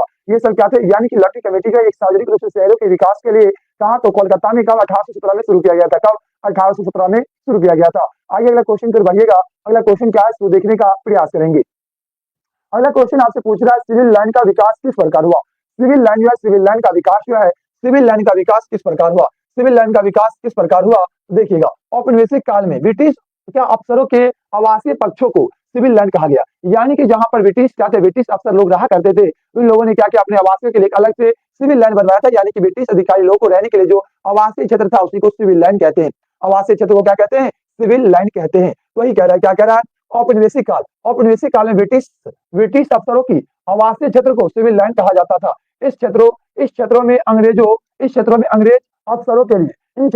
अफसरों के लिए सारी सुख सुविधाओं का ध्यान रखा जाता था। यह एक रिजर्व क्षेत्र होता था। यहाँ सैनिकों का पहरा होता था। इस क्षेत्र में आम लोग के प्रवेश पर प्रतिबंध होता था। इलाहाबाद, बरौली आदि शहरों में ऐसे क्षेत्र बनाए गए थे जिनको हम सिविल लाइन कहते हैं, जहाँ पे अंग्रेज अधिकारी लोग ही रहते थे और जहाँ पे नॉर्मल लोग यानी कि ब्लैक यानी कि भारतीय लोगों को वहां पर जाने के भारतीय लोगों को वहां जाने की क्या थी? अनुमति नहीं थी, वहां पर जाने की इजाजत नहीं था। अगला क्वेश्चन आप लोगों के समक्ष क्या है तो देखिएगा। क्वेश्चन नंबर कितना नहीं सीधे क्वेश्चन है क्या? सिंधु घाटी सभ्यता के नगर योजना का वर्णन करें। सिंधु घाटी सभ्यता का क्या? तो सिंधु घाटी सभ्यता के नगर योजना का वर्णन करें। आइए जरा देखने का प्रयास कीजिएगा सिंधु घाटी सभ्यता के नगर योजना क्या कह रहा है। सिंधु घाटी सभ्यता यानी कि हड़प्पा सभ्यता। सिंधु घाटी सभ्यता जिसको हम क्या कहते हैं? सिंधु घाटी सभ्यता जिसको हम हड़प्पा सभ्यता भी कहते हैं, एक शहरी सभ्यता थी। यानी कि हड़प्पा सभ्यता की बात की जाए, यह एक शहरी सभ्यता थी क्योंकि यहाँ से एक नियोजित शहर के अवशेष प्राप्त हुए हैं। यहाँ से क्या हुए हैं? यहाँ से एक नियोजित शहर के अवशेष प्राप्त हुए हैं जो तत्कालीन विश्व में कहीं नहीं थी। पूरा हड़प्पा नगर स्थल दो भागों में ऊपरी और निचले क्षेत्रों में बटा हुआ था। ऊपरी अथवा गड्ढी के क्षेत्रों में प्रशासकीय भवन के अवशेष मिलते हैं और निचले नगर क्षेत्र में आवासीय भवन के अवशेष मिलते हैं। हड़प्पा नगर स्थल पर मिले सड़कों और गलियों, आवासीय भवन, नलियां, अस्नानागार, अन्नागार आदि के अवशेष ने एक आधुनिक नगर की ओर इशारा करती है। इशारा करती है। यही है सिंधु घाटी सभ्यता के नगर योजना का वर्णन। आपको ये कहानी न याद रहे तो मत याद रखिए। आप हड़प्पा सभ्यता के सड़क के बारे में, वहाँ के ऊंचले शहर और निचले शहर के बारे में, वहाँ के नालियों के बारे में, वहाँ के अन्नागार के बारे में, असनागर के बारे में, इन तमाम चीजों के बारे में विस्तार से लिख दीजिएगा, आपका आंसर हो जाएगा। ठीक, कोई दिक्कत नहीं होगा। बिल्कुल सभी चीजों को क्या करना है? सिस्टमैटिक वे में विस्तार से लिखना है। सिस्टमैटिक वे में क्या करना है? तो विस्तार से लिखना है और भी कुछ ज्यादा नहीं करना है। अगला क्वेश्चन आप लोगों के समक्ष है, क्या है जरा देखने का प्रयास कीजिएगा। क्वेश्चन आपसे कह रहा है क्या पुरातत्व से आप क्या समझते हैं। ये जो पुरातत्व है, पुरातत्व से आप क्या समझते हैं, जरा देखने का प्रयास कीजिएगा। पुरातत्व होता क्या है? पुरातत्व ऐतिहासिक स्रोत होता है। क्या होता है?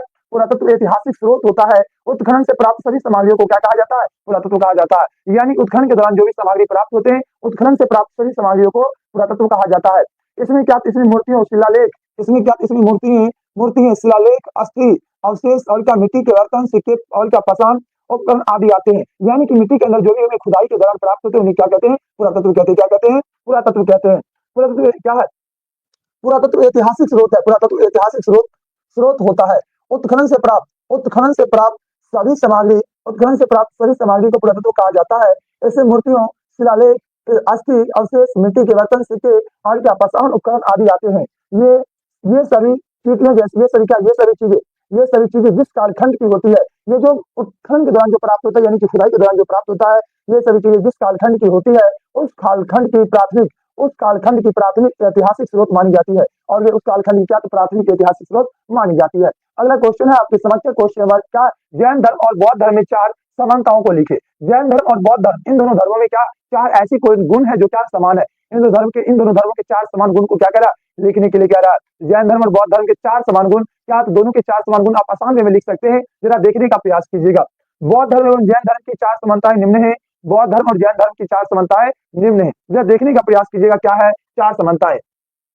क्या कह रहा, दोनों निवृत्ति मार्ग यानी संसार त्याग पर जोर देते हैं। यानी कि जैन धर्म और बौद्ध धर्म दोनों के दोनों क्या कहते हैं, निवृत्ति मार्ग। निवृत्ति मार्ग का मतलब क्या होता है, निवृत्ति मार्ग का मतलब होता है संसार त्यागने पर, संसार त्यागी पर इन दोनों क्या करते हैं, बल देते हैं, दोनों संसार त्यागी पर जोर देते हैं।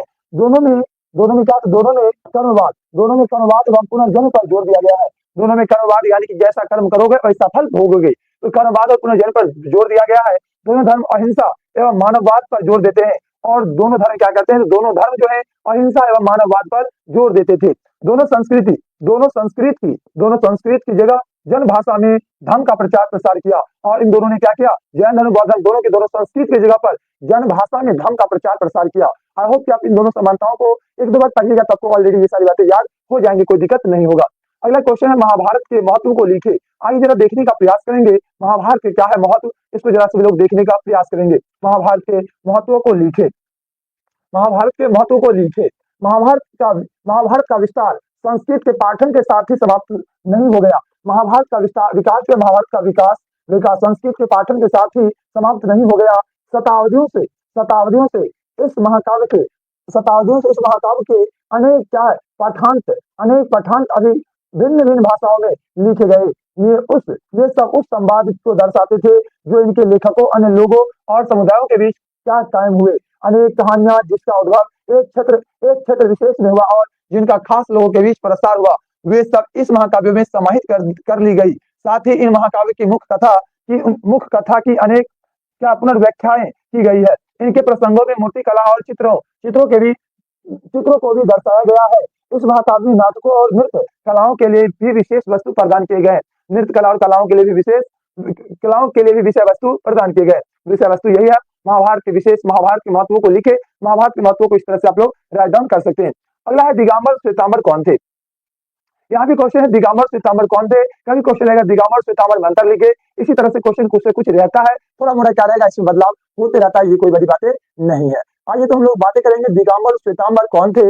दिगंबर और श्वेतांबर, इन दोनों चीजों पर हम लोग अच्छी तरह से खुल के बात कर लेते हैं, आने का से लोग प्रयास करेंगे। पहले मैं आपको बताता हूँ, अगर अंतर पूछे पहले इसको देख लीजिए। दिगंबर एवं श्वेतांबर दोनों जैन धर्म के संप्रदाय थे। दिगंबर और श्वेतांबर दोनों क्या जैन धर्म के संप्रदाय थे। दिगंबर मतानुसार लोग पूर्णतः नग्न रहकर तपस्या करते हैं तथा वस्त्र धारण को मोक्ष के मार्ग में बाधक मानते हैं। इसके अनुसार आकाश ही वस्त्र है। श्वेतांबर संप्रदाय के लोग श्वेत वस्त्र धारण करते हैं तथा वस्त्र धारण को वे मोक्ष की प्राप्ति में बाधक नहीं मानते हैं। यही है श्वेतांबर और दिगंबर, बिल्कुल आसान आंसर लिख सकते हैं। अगर अंतर पूछे तो लिखेगा श्वेतांबर और दिगंबर। दिगंबर जो दिवस्त्र रहते थे, श्वेतांबर श्वेत वस्त्र धारण करते थे। दिगंबर के जो अनुयायी थे, दिगंबर जो है भद्रबाहु के अनुयायी थे, श्वेतांबर स्थूलभद्र के अनुयायी थे। दिगंबर जो है हिंसा के मार्गों पे चलते थे और श्वेतांबर ये अहिंसा के मार्गों पे चलते थे। इन बातों को भी लिख दीजिएगा, ठीक। अगला क्वेश्चन क्या है, तो देखिए पहले क्वेश्चन क्या कह रहा है। चलिए सही साथी देखने का प्रयास कीजिए। क्वेश्चन आप लोग के समझ स्क्रीन पे आ चुका है, और इन क्वेश्चन को देखिए, फिर इनके आंसरों को देखने का प्रयास कीजिए और रिलेट करने का प्रयास कीजिए। दोनों क्वेश्चन को आंसर से जोड़ने का प्रयास कीजिए। आखिर आप बिना याद किए इन क्वेश्चन के आंसर को कैसे लिख सकते हैं, क्वेश्चन के आंसर को आप कैसे लिख सकते हैं, इन बातों पर क्या कीजिए, गौर करने का प्रयास कीजिए। फॉर एग्जाम्पल मैं आपको एक क्वेश्चन को मैं अच्छी तरह से उसको डील करके बताता हूँ, आप लोग समझने का प्रयास कीजिए। कार्बन 14 विधि से आप क्या समझते हैं, ये क्वेश्चन है। या फिर इसी क्वेश्चन को आप लिख सकते हैं, कार्बन 14 विधि क्या होता है। ये दोनों क्वेश्चन क्या सेम है, कार्बन 14 विधि क्या है समझाइए, या कार्बन 14 विधि से आप क्या समझते हैं। क्वेश्चन दोनों सेम है, आगे आंसर को देखने का प्रयास कीजिए। तिथि निर्धारण की वैज्ञानिक विधि को कार्बन 14 विधि कहा जाता है। इस विधि की खोज अमेरिका के प्रख्यात रसायनशास्त्री विवेक द्वारा सन 1946 ईस्वी में की गई। इस विधि के अनुसार किसी भी जीवित वस्तु में कार्बन 12 एवं कार्बन 14 की मात्रा समान पाया जाता है। निर्जोधा विनाश की अवस्था में कार्बन 12 तो स्थिर रहता है, मगर कार्बन 14 के अंदर क्षय होने लगता है। जिस पदार्थ में कार्बन 14 की मात्रा जितनी कम होती है वह उतना ही प्राचीनतम माना जाता है। आइए इन बातों को जरा समझने का प्रयास कीजिए। ठीक, मैंने आपको कहा कार्बन 14 विधि। कार्बन 14 विधि क्या होता है। पहली बात, तिथि निर्धारण। यानी कि मैं आपको बताऊं कोई सभ्यता कितनी पुराना है, ये सभ्यता कितनी पुरानी है, इन चीजों की कैसे तिथि निर्धारण की जाती है, बिल्कुल उसी को क्या कहते हैं, उस विधि को ही कार्बन 14 विधि कहते हैं। यानी कि तिथि निर्धारण के वैज्ञानिक विधि को कार्बन 14 विधि कहते हैं। तिथि निर्धारण के वैज्ञानिक विधि को क्या कहते हैं, तिथि निर्धारण के वैज्ञानिक विधि को कार्बन 14 विधि कहते हैं। और इस विधि की खोज अमेरिका के प्रख्यात रसायन शास्त्री वीएफ लिविदेव द्वारा किया गया था, जिन्होंने सन 1946 में क्या किया था, इस विधि की खोज की थी। और जिसके अंतर्गत यह बताया गया था किसी भी जीवित वस्तु में कार्बन 12 और कार्बन 14 की मात्रा समान पाया जाता है। और अगर वस्तु क्या हो, विनाश हो गया या नष्ट हो गया, इन अवस्थाओं में कार्बन 12 स्थिर रहेगा, लेकिन कार्बन 14 क्या होगा, निरंतर क्षय होने लगेगा। और जिन वस्तु में कार्बन 14 की मात्रा जितनी कम होगी, वह वस्तु क्या होगा, उतना ही प्राचीनतम माना जाएगा। क्या कोई आसान बात है, क्या कोई भीड़ काम है, बताइए तो। बिल्कुल ही आसान बात है, याद करना बिल्कुल आसान सी चीज है। आप लोग एक दो बार अच्छी तरह से अपनी निगाहों को अगर आप लोग हटा के देखते हैं, ये क्वेश्चन का आंसर आपको याद हो जाएगा। अपनी निगाहों को क्या कीजिएगा, एकदम गड़ा के देखिएगा, आंसर याद हो जाएगा। आइए अगले क्वेश्चन पर बढ़ने का प्रयास करते हैं। मामला उड़ी खुश रहिए, मेरे भाई सभी लोग खुश रहिए और अपनी तैयारी को और बेहतर से बेहतर आप लोग बनाने का प्रयास कीजिए। अगला क्वेश्चन क्या है, तो देखिएगा। अगला क्वेश्चन आपसे पूछा जाएगा, क्या मोहनजोदड़ो के विशाल असनानगर का वर्णन दे। मोहनजोदड़ो के विशाल असनानगर के बारे में पूछा जा रहा है। मोहनजोदड़ो के विशाल असनानगर के बारे में हम लोग बात करने का प्रयास करते हैं। ये भी क्वेश्चन एग्जाम के लिए काफी इंपोर्टेंट प्रश्न है। मोहनजोदड़ो के विशाल असनानगर पक्की ईंटों के स्थापत्य का एक सुंदर नमूना है। यह असनानगर 11.88 मीटर लंबा, 7.01 मीटर चौड़ा और 2.045 मीटर गहरा, दोनों सिरों पर हौज की सतहों पर सीढ़ियां बनी हुई है। इसके चारों ओर छोटे छोटे कमरे बने हुए हैं। इसका प्रयोग संभवतः अनुष्ठानिक स्नान के लिए होता था, क्योंकि भारत के धार्मिक अनुष्ठानों में स्नान का बड़ा महत्व है। और भारत में क्या है, भारत में धार्मिक अनुष्ठानों में क्या, स्नान का बहुत ही बड़ा महत्व है। कोई काम करने से व्यक्ति पहले क्या कहता है, स्नान कहता है। कोई भी पूजा पाठ करने से पहले लोग क्या कहते हैं, भारतीय लोग स्नान कहते हैं। यही आपका क्या था, यही आपका था, क्या कहते हैं, मोहनजोदड़ो के विशाल स्नानागार। मोहनजोदड़ो के विशाल स्नानागार के बारे में लिखना कोई बड़ी काम नहीं है, बिल्कुल एक छोटी सी काम है जो आप छोटी वे में याद कर सकते हैं। बस 3 चीजों को याद रखिएगा। इसकी जो चौड़ाई, इसकी जो लंबाई है वो 11.88 मीटर और इसकी चौड़ाई 7.01 मीटर और इसकी जो गहराई है वह 2.45 मीटर। यानी कि फिर से मैं बोलता हूँ, 3 बात याद रखिएगा, बाद बाकी सारा बात याद रहेगा। इसकी क्या लंबाई 11.88 मीटर लंबाई, चौड़ाई 7.01 मीटर चौड़ाई और गहराई 2.45 मीटर गहराई। बस इन्हीं बातों को क्या करना है, याद रखना है। आगे अगला क्वेश्चन को बढ़ने का प्रयास कीजिए। क्वेश्चन अगला क्या कह रहा है, इसको जरा देखने का प्रयास करेंगे। भारत में यूरोपीय उपनिवेशों की स्थापना के प्रमुख क्या कारण थे। भारत में क्या हुआ, भारत में ये जो यूरोपीय उपनिवेश की स्थापना हुई, यूरोपीय उपनिवेश की स्थापना के पीछे क्या कारण थे। भारत में यूरोपीय उपनिवेश की स्थापना के निम्नलिखित कारण थे।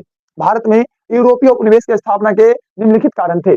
कच्चे माल की प्राप्ति, यूरोपीय देशों में व्यापार समृद्धि के लिए के फलस्वरूप उद्योगों में के कच्चे माल की कमी को पूर्ण करने के लिए यूरोपीय देशों में प्राकृतिक संसाधन से परिपूर्ण भारत में उपनिवेश की स्थापना किया था। यानी कि यहाँ से कच्चे माल की प्राप्ति के उद्देश्य से क्या हुआ था, उपनिवेश की स्थापना यहाँ पे किया गया था। अगला निर्माण क्या है, निर्मित माल का खपत, यानी कि जो कच्चा माल यहाँ से गया, जब तैयार हो गया, फिर उन तैयार माल को बेचने के लिए हमें बाजार चाहिए, लोगों को बाजार चाहिए। यूरोपीय कंपनी ने कैसे कैसे भारत को अपना उपनिवेश बनाया, देखने का प्रयास कीजिए।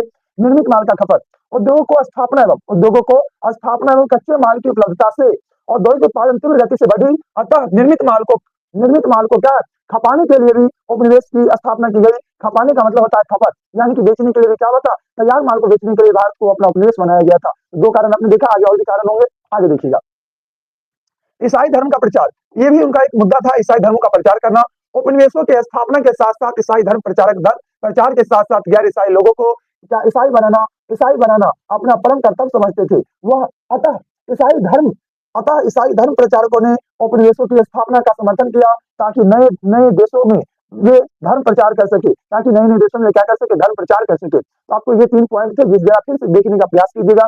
भारत में यूरोपीय उपनिवेश की स्थापना के प्रमुख क्या कारण थे। भारत में यूरोपीय उपनिवेश की स्थापना के प्रमुख क्या कारण थे। तो पहला कारण आपने देखा क्या था, कच्चे माल की प्राप्ति, दूसरा निर्मित माल का खपत और तीसरा क्या, ईसाई धर्म का प्रचार। आइए अगला क्वेश्चन पे बढ़िएगा। अगला क्वेश्चन आपसे पूछा जा रहा है, क्या पूछा जा रहा है, साइमन कमीशनर पर एक टिप्पणी लिखिए। साइमन कमीशनर एक छोटी सी आप इसमें क्या कीजिएगा, टिप्पणी लिखिएगा और ये छोटा बहुत ही आसान टिप्पणी होगा। आपको जो बात याद है वही बात, ये लंबी चौड़ी कोई जरूरत नहीं, आप लिखिए दीजिए, आपको जो याद है वही लिखिए, कोई लंबी चौड़ी कहानी लिखने की कोई जरूरत नहीं जाती है। आइए मैं आपको छोटा सा शॉर्ट, मैं पहले ये आपको दिखला देता हूँ, बता देता हूँ, फिर आप इसको मैं शॉर्ट करके बतलाने का प्रयास करूंगा, ठीक। चलिए, जॉन साइमन की अध्यक्षता में 1927 में भारतीय संवैधानिक आयोग की स्थापना की गई थी। इसका उद्देश्य 1919 के अधिनियम था। ये जो 1919 का अधिनियम क्या है, 1919 का जो भारत शासन अधिनियम आया था, जिसको आप क्या कहते हैं, मॉन्टेगू चेम्सफोर्ड सुधार एक्ट, मॉन्टेगू चेम्सफोर्ड सुधार एक्ट कहते हैं, वही है 1919 का अधिनियम तहत उत्तरदायी शासन की स्थापना की दिशा में किए गए कर्तव्यों की समीक्षा करना था। यानी कि 1919 के अधिनियम के तहत जो करदाई शासन की स्थापना हुई थी, उसी की दिशा में दिए गए कर्तव्यों की क्या करना, समीक्षा करना था। इस आयोग के सभी सदस्य अंग्रेज थे, इसमें एक भी भारतीय सदस्य नहीं थे। ये सब बात आप लोगों को ऑलरेडी ऑब्जेक्टिव से याद होगा, ठीक। इसमें भारतीयों ने पूरे राष्ट्र का अपमान माना, इसलिए 1928 में जब साइमन कमीशन भारत आया, यहाँ पर आप चाहे तो एक डेट को ऐड कर लीजिएगा, 3 फरवरी 3 फरवरी 1928 को जब साइमन कमीशन भारत आया, तो इसका स्वागत काले झंडे से किया गया। साइमन कमीशन का स्वागत किस चीज से, काले झंडे से किया गया था, ठीक।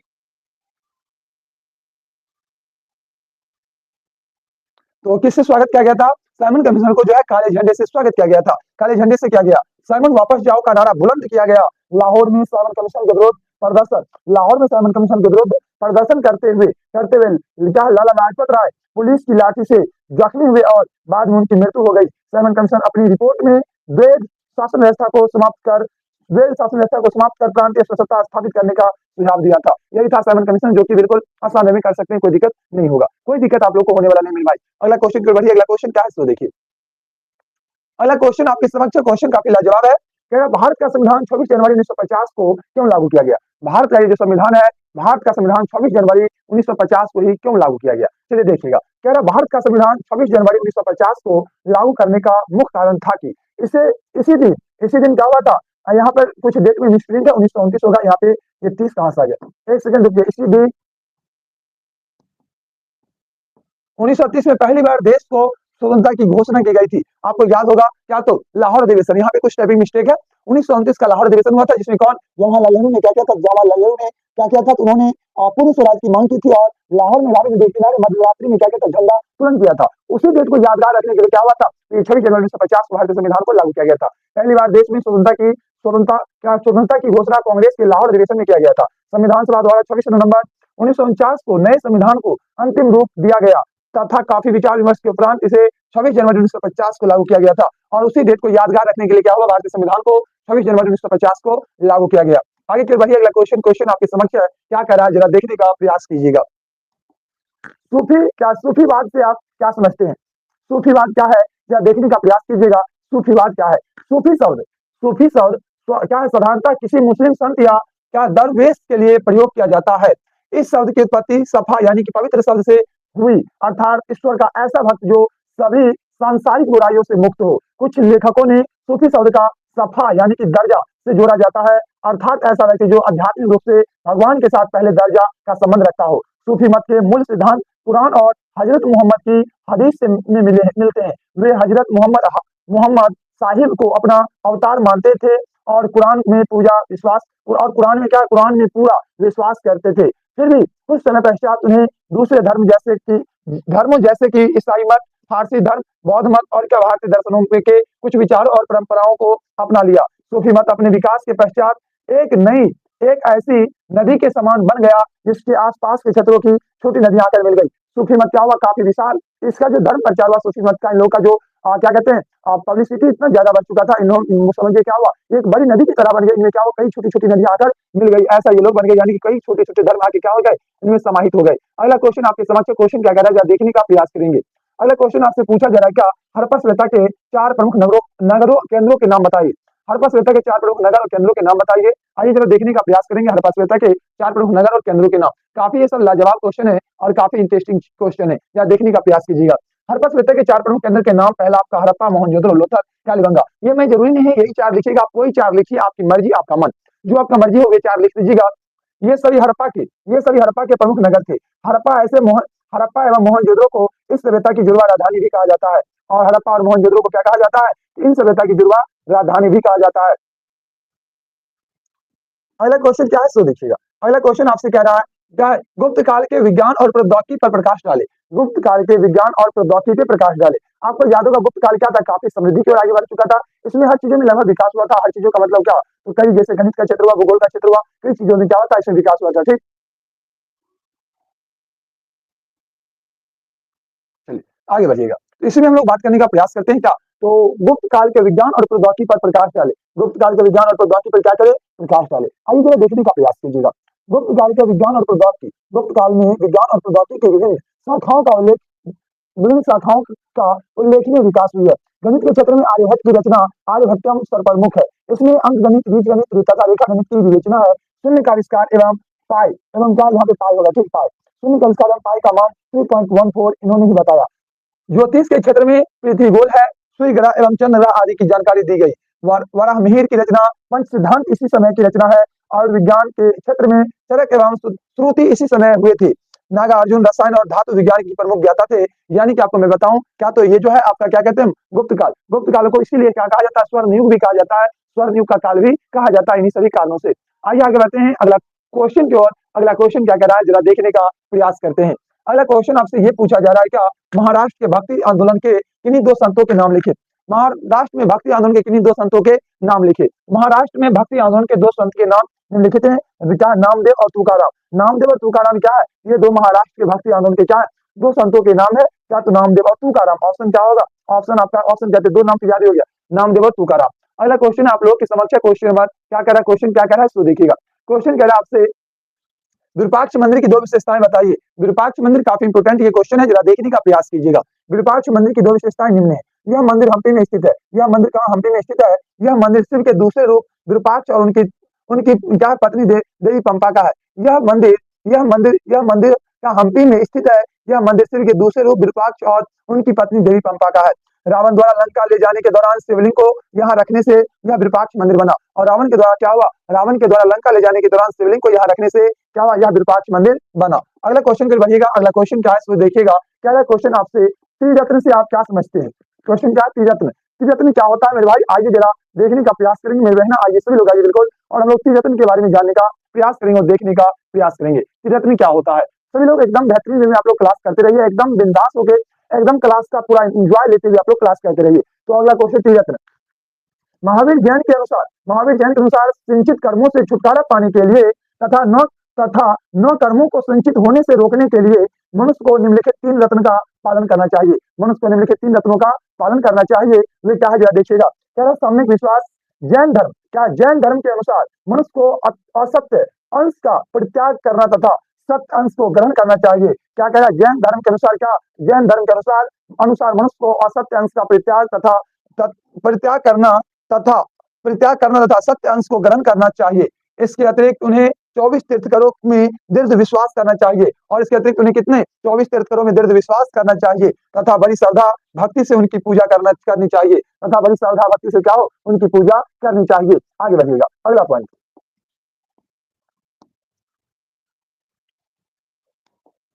सम्यक विज्ञान।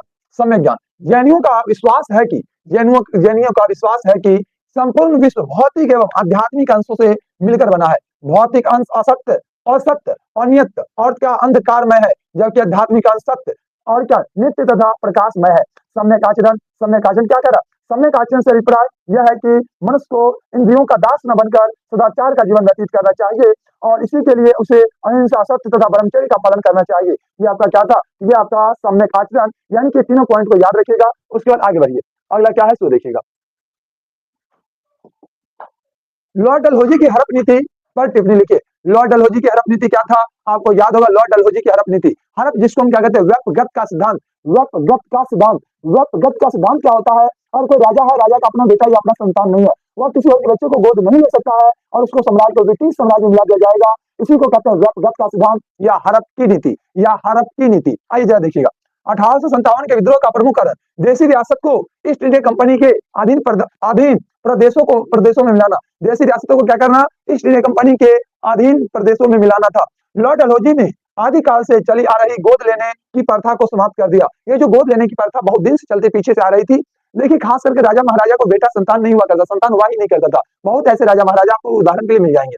तो वे क्या करते थे, किसी के बच्चे को गोद ले लेते थे, गोद लेने की प्रथा समाप्त कर दिया, जिससे वह उन रियासतों को कंपनी के शासन में मिला सके जिन शासकों के कोई संतान नहीं था। झांसी की रानी को स्पष्ट रूप से अपना उत्तराधिकारी गोद लेने से मना कर दिया गया। डलहौजी की यह नीति हड़प नीति के नाम से प्रसिद्ध है। इसी हड़प नीति को क्या कहते हैं, व्यपगत का सिद्धांत भी कहते हैं। ठीक, उसने इस नीति के फलस्वरूप कई रियासतों को अपने नियंत्रण में लिया था। और इन नीतियों के फलस्वरूप उसने क्या किया, तो कई रियासतों को अपने नियंत्रण में लिया, जैसे सतारा, जोधपुर, झांसी, नागपुर, इन सारे क्षेत्रों को क्या किया था, अपने अंदर कर लिया था। यही था आपका हड़प नीति, यही आपका था क्या कहते हैं, व्यपगत का सिद्धांत, यही या फिर हड़प नीति कहिए। अगला क्वेश्चन आपके समक्ष क्वेश्चन क्या कह रहा है, जरा देखिए और आंसर करने का प्रयास कीजिए। महात्मा गांधी ने असहयोग आंदोलन क्यों वापस लिया। यही क्वेश्चन मैंने आपको पीछे समझाए थे बहुत अच्छा से, जब लॉन्ग आंसर की क्लास की थी उसमें। क्या कह रहा क्वेश्चन? क्वेश्चन आपसे पूछ रहा है क्या, तो महात्मा गांधी ने असहयोग आंदोलन क्यों वापस किया? असहयोग आंदोलन, आपको चोरी चोराली कांड जरूर याद होगा। उन्हीं चोरी चोराली कांड के कारण बस क्या किया, महात्मा गांधी ने असहयोग आंदोलन को वापस कर लिया। चोरी चोराली कांड को यार आपने अच्छी तरह से आंसर लिख लीजिएगा, आपका आंसर, इसका भी आंसर अच्छा हो जाएगा। और सही में एक बार एक नजर देख लेता हूँ, तिरछी नजरों से इसको ताकने का प्रयास कीजिएगा क्या कह रहा है।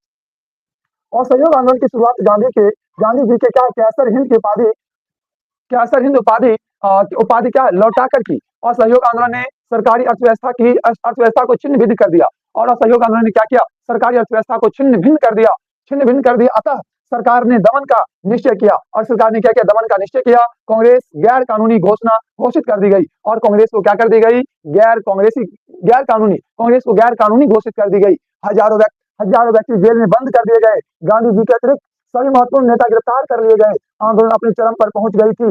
इसी बीच गोरखपुर, जो कि उत्तर प्रदेश यूपी में है, गोरखपुर अभी भी है बिल्कुल, उत्तर प्रदेश के गोरखपुर के चौरी चौरा गांव में 5 फरवरी 1922 को कुछ भीड़ ने पुलिस द्वारा गोली चलाए जाने के विरोध में थाने में आग लगा दिया। इससे उनके पुलिसकर्मियों को जिंदा जल गए, जिसमें आपके 21 पुलिस कर्मचारी, एक थानेदार, टोटल 22 लोग क्या हुए थे, जिंदा जल के मर गए थे। और यहीं से क्या हुआ, चौरी चौरा कांड हुआ और असहयोग आंदोलन हिंसा का रूप लेने लगा। और महात्मा गांधी ने क्या किया, असहयोग आंदोलन किन्हीं सभी कारणों से स्थगित कर दिया था। यही आपका आंसर हो जाएगा। एकदम आसान आंसर है, एकदम लॉलीपॉप की तरह। देखते चलिए, आगे बढ़ते चलिए। अगला क्वेश्चन क्या कर रहा है, इसको देखिएगा। अगला क्वेश्चन आपसे पूछ रहा है क्या, इसी का भाग लगता है, उसी का भाग है क्या, इतना लंबा आंसर नहीं लिखना है। हाँ, इसी का भाग, इसको देख लीजिए, लेकिन इतना लंबा आंसर लिखना नहीं, आपको आंसर वही और चौरी चौरा कांड लिख के छोड़ देना। इसको भी देख लीजिए, ये क्या कर रहा है।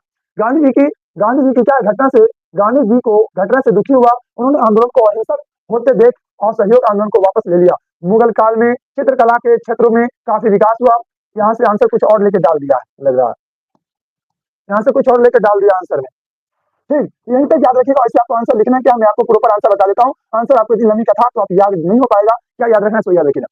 और सहयोग आंदोलन महात्मा गांधी ने क्यों वापस ले लिया, क्वेश्चन ये है। और सहयोग आंदोलन महात्मा गांधी ने निम्नलिखित कारणों से वापस ले लिया। और सहयोग आंदोलन क्या हुआ, तो असहयोग आंदोलन वापस लेने के सबसे पहले कारण थे उत्तर प्रदेश के चोरी चौराली कांड। उत्तर प्रदेश में क्या हुए थे, उत्तर प्रदेश के चोरी चौरा नामक स्थान पे स्थानीय जुलूस निकला था, जिसमें पुलिस के द्वारा गोली चलाया गया। लोग गुस्से में आकर क्या हुए, पुलिस पर हमला कर दिया। पुलिस अपनी जान बचाने के लिए पुलिस ने अपने आप को लॉकअप यानी कि थाने के अंदर बंद कर लिया। लोगों ने थाने के चारों ओर से घेर कर थाने में आग लगा दी। और आग लगाने से थाने के अंदर कितने 20-21 पुलिस कर्मचारी और एक थानेदार, टोटल 22 लोगों के अंदर ही जल के मौत हो गया। और आंदोलन, असहयोग आंदोलन हिंसा का रूप लेने लगा, जिससे महात्मा गांधी दुखी होकर महात्मा गांधी ने क्या किया, असहयोग आंदोलन को वापस ले लिया। आंसर इस तरह से लिख दीजिएगा, एकदम आंसर 72 में हो जाएगा। आगे बढ़िएगा, यहाँ से कुछ गलती टाइपिंग है, मैं इसको क्लास खत्म होने के बाद देख के इसको सही करवा के डलवा दूंगा। ठीक, आगे बढ़िएगा। आगे ये क्वेश्चन भी काफी इंपोर्टेंट क्वेश्चन है। क्वेश्चन क्या है, मुगल काल में भूमि को मुख्यतः कितने वर्गों में बांटा गया। मुगल काल में भूमि को कितने वर्गों में बांटा गया। और मैं आपसे साथी से गुजारिश ये करूंगा, मेरी रिक्वेस्ट रहेगी, आप में से जो भी साथी लोग चैनल पर नए हो, चैनल को सब्सक्राइब जरूर कर लीजिएगा, चैनल को सब्सक्राइब जरूर कर लीजिएगा। ठीक, चलिए तो आगे बढ़ते हैं, अगला क्लास की ओर देखते हैं। अगला क्लास क्या करा, अगला क्वेश्चन क्या है, मुगल काल में भूमि को मुख्यतः कितने वर्गों में बांटा गया था। मुगल काल में भूमियों को 4 वर्गों में बांटा गया था, जो कि मैं आपको ऑब्जेक्टिव की क्लास करवाने के वक्त में हर दिन इन बातों पर चर्चा लगभग करते रहते हैं। वे 4 वर्ग कौन कौन से थे, जरा देखिएगा। आइन एक्वारी के अनुसार भूमि को मुख्यतः 4 वर्गों में वर्गीकृत किया गया, पोलज, परती, चच्चर और बंजर। पोलज यह प्रथम श्रेणी की भूमि थी। पोलज कैसी भूमि है, पोलज है यह प्रथम श्रेणी यानी ऐसे भूमि जिस पर क्या फसल दर फसल उगाया जाता हो, उसे को क्या कहेंगे, पोलज भूमि कहेंगे। फसल दर फसल जिन भूमियों को उगाया जाता हो उसे पोलज भूमि कहेंगे। यह क्या, यह प्रथम श्रेणी की भूमि थी जिस पर प्रत्येक समय खेती होती थी, वर्ष में 2 फसलें होती थी। इस भूमि से प्रतिवर्ष सरकार को भूमि कर प्राप्त होता था। और इन भूमियों से क्या था, प्रतिवर्ष सरकार को भूमि कर प्राप्त होता था। ठीक, आगे बढ़िएगा। प्रतिभूमि यह वह भूमि थी इस पर खेती करने के पश्चात 1 वर्ष तक प्रति छोड़ दी जाती थी। तीसरा चच्चर भूमि, यह वह भूमि थी जो कृषि योग्य होने या उर्वरा शक्ति प्राप्त करने हेतु 3 या 4 वर्ष छोड़ दिया जाती हो। बंजर भूमि यह सबसे निम्न कोटि की भूमि थी जो 5 वर्ष के लिए खाली छोड़ दिया जाता था, उसको क्या कहते थे, बंजर कहते थे। यही आपका 4 प्रकार है, बिल्कुल आसान क्वेश्चन है। आइए आगे बढ़िए। कह रहे संस्थान विद्रोह पर एक टिप्पणी लिखिए। संस्थान विद्रोह क्या है, या देखने का प्रयास कीजिएगा। संस्थान विद्रोह क्या है, तो क्या कह रहा, सरकारी अधिकारियों, जिम्मेदारों, सरकारी अधिकारियों और क्या जमींदारों, व्यापारियों तथा महाजनों द्वारा शोषित होकर संस्थानों ने विद्रोह कर दिया। देखिए संस्थान को कौन कौन शोषित कर रहा था, संस्थान को सरकारी अधिकारी, जमींदार, व्यापारी, महाजन, सबके सब अपनी ओर क्या करता, नोच नोच के खा रहा था। सभी ने क्या कर रहा था, शोषित होकर संस्थान ने विद्रोह कर दिया। यह विद्रोह 1855 से 56 में प्रारंभ हो गया। इस विद्रोह का नेतृत्व सिंधु तथा कन्हू ने किया था। विद्रोह गतिविधियों के तहत संस्थानों ने जमींदारों तथा महाजनों के घरों को लूटा, खाद्यान्न को छीन कर सरकारी अधिकारियों ने विद्रोह को दबाने के लिए मारपीट करने करके उनका दमन प्रारंभ किया, जिससे ये विद्रोह और अधिक उग्र हो गया और यह विद्रोह क्या हुआ और भी तेज हो गया। आग में घी डालने के बराबर ये काम कर दिया कौन? तो इसको अधिकारियों ने क्या किया, जब दबाने का काम किया इन विद्रोहियों को, तो आग में घी डालने के बराबर काम कर बैठा। आगे बढ़िएगा, देखिए और क्या कह रहा है।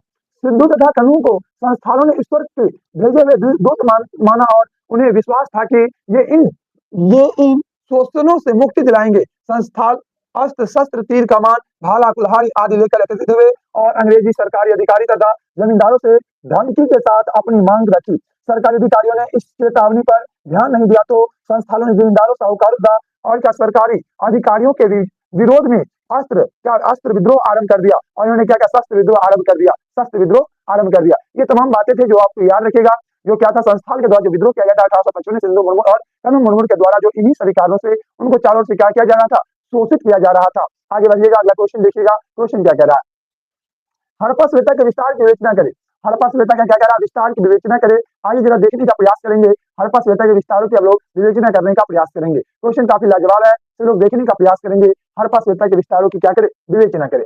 चलिए देखते हैं हड़प्पा सभ्यता के विस्तार।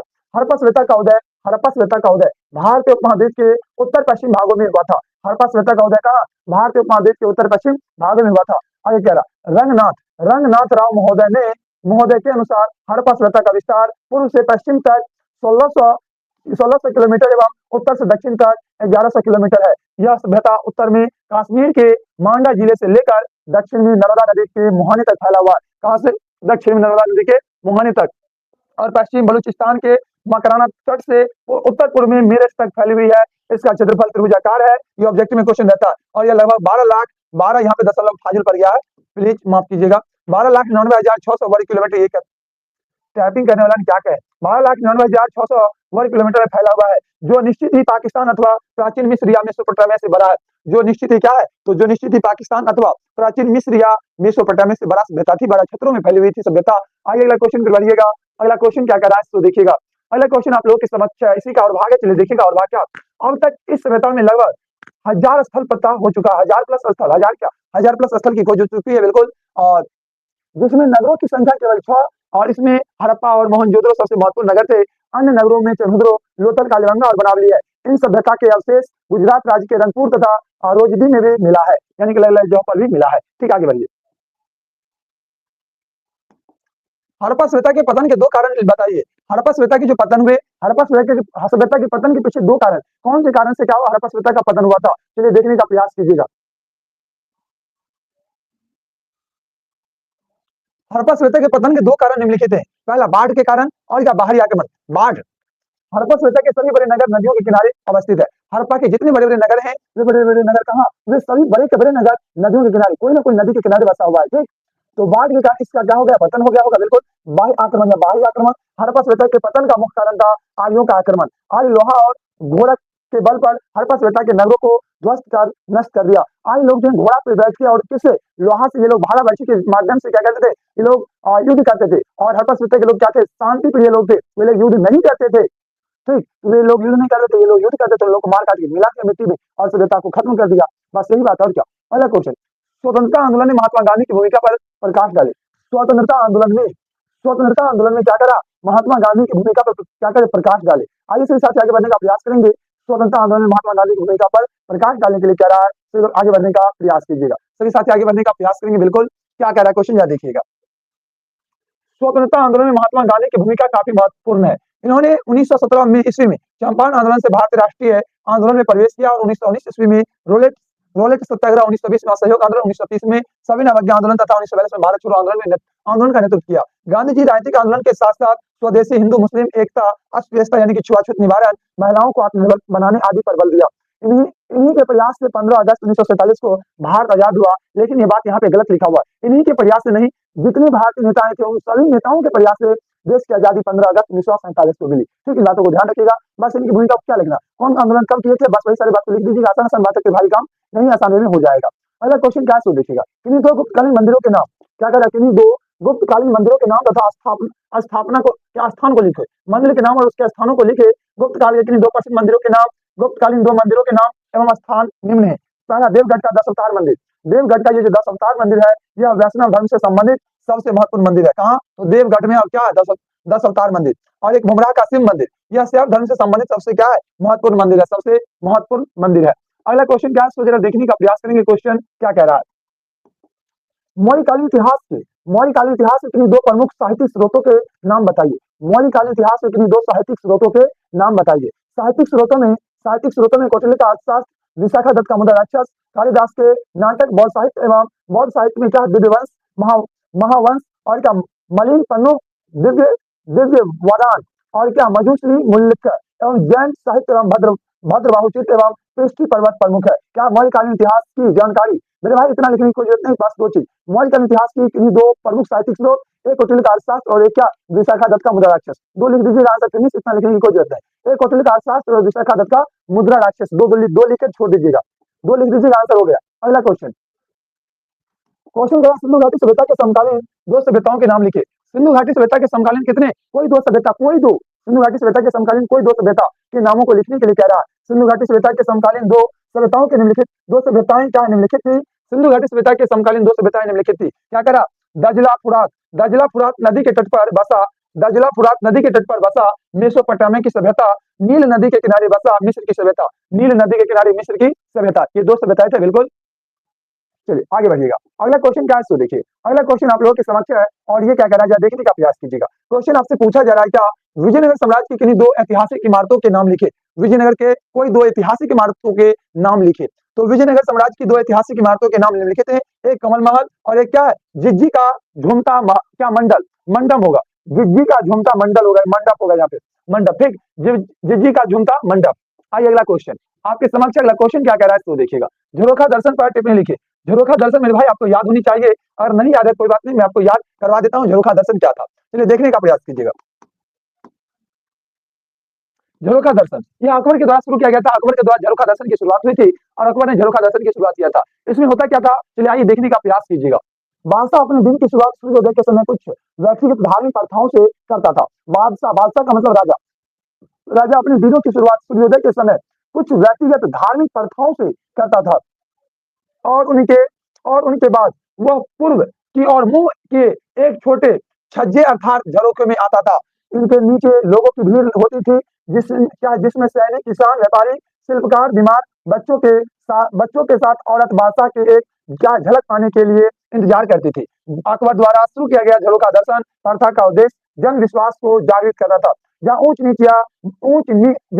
या नीच कोई व्यक्ति सम्राट से मिलकर बड़े से बड़े अधिकारी के खिलाफ न्याय की मांग कर सकता था। फॉर एग्जाम्पल मैं आपको बताऊं, इसकी शुरुआत अकबर ने किया था, और अकबर का मूल उद्देश्य क्या था। अकबर ये चाहता था कोई कितना भी गरीब से गरीब व्यक्ति क्या हो, वे हमसे मिल सके और हमें वे अपनी परेशानी को बता सके। अकबर ये चाहता था। जब अकबर सुबह में अपने हरम का मतलब होता है राजा का महल, जहाँ पे राजा अपने रानियों के साथ रहा करता है, उसे राजा का हरम कहा जाता था। जब अकबर अपने हरम से सो के निकलता था, उठता था, वे सबसे पहले सूर्योदय का यानी कि सूर्य का दर्शन करता था। उसके बाद उसके सामने जो भी आए हुए उसके जनता, किसान, सैनिक, सब कुछ, जिसको जो भी दिक्कतें हैं, प्रॉब्लम है, राजा से क्या करेगा, सीधे डायरेक्ट कह सकता है और जो भी दिक्कत है उसको दूर करवा सकता था। यही था झरोखा दर्शन। अगला क्वेश्चन क्या है, जरा देखने का प्रयास करेंगे। नमक सत्याग्रह पर क्या कह रहा है, टिप्पणी लिखने के लिए कह रहा है, या देखिएगा नमक सत्याग्रह क्या होता है। नमक सत्याग्रह क्या है, क्वेश्चन आपसे कह रहा है नमक सत्याग्रह पर संक्षिप्त टिप्पणी लिखिए। जरा देखने का प्रयास कीजिएगा। नमक सत्याग्रह पे संक्षिप्त टिप्पणी आपको अच्छी तरह से याद होगा क्या, तो नमक सत्याग्रह जो कि महात्मा गांधी के द्वारा हुआ था, और ये कब से कब तक हुआ था, ये तमाम डेट आपको लगभग याद होगा, नहीं याद हो तो याद कर लीजिए, याद हो जाएगा, मैं करवा देता हूँ। देखिएगा 26 फरवरी 1930 को स्वतंत्रता दिवस मनाने के तुरंत बाद, आपको 26 यहाँ पे जनवरी होगा, फरवरी गलती से लिख दिया, क्या बता दे, 26 जनवरी है, ठीक। 26 जनवरी 1930 को स्वतंत्रता दिवस मनाने के तुरंत बाद महात्मा गांधी ने ब्रिटिश भारत के सर्वाधिक घृणित कानून नमक के उत्पादन और विक्रय पर राज्य का एकाधिकार को तोड़ने के लिए दांडी यात्रा की शुरुआत किया। महात्मा गांधी ने वायसराय को पूर्व सूचित कर यात्रा शुरू की और मुट्ठी भर नमक बनाकर कानून को आपराधिक बना दिया। नमक प्रकृति को क्या उपहार है और इस पर कर लगाना एक क्या अभिश्राप है। सरकार बिना कर अदा किए गए नमक के प्रयोग को रोकने के लिए उन्हें नष्ट कर देती थी। यह राष्ट्र की महत्वपूर्ण आवश्यकता पर कर था, और प्रकृति ने जिसे बिना किसी श्रम के उत्पादित किया है उसे नष्ट कर देना और स्वयं प्रयोग न कर पाने की स्थिति में अन्य को भी प्रयोग न करने देकर उन्हें नष्ट करना क्या अन्यायपूर्ण नीति है। बहुमूल्य राष्ट्र संपदा को राष्ट्रीय खर्चों से नष्ट कर लोगों में मुंह से नमक छीनना छीनना क्या विनाश है। ये इतनी लंबी क्या सब कहानी है, छोड़िए मैं आपको बताता हूँ, याद कीजिए, याद हो जाएगा। नमक सत्याग्रह पर एक संक्षिप्त भी लिखिए, सीधे आंसर लिखिएगा। नमक सत्याग्रह जो है महात्मा गांधी के नेतृत्व में हुआ था। मेरी बातों को सुनिए केवल, और वही बात को याद कीजिएगा, नहीं तो कॉपी में लिख लीजिएगा।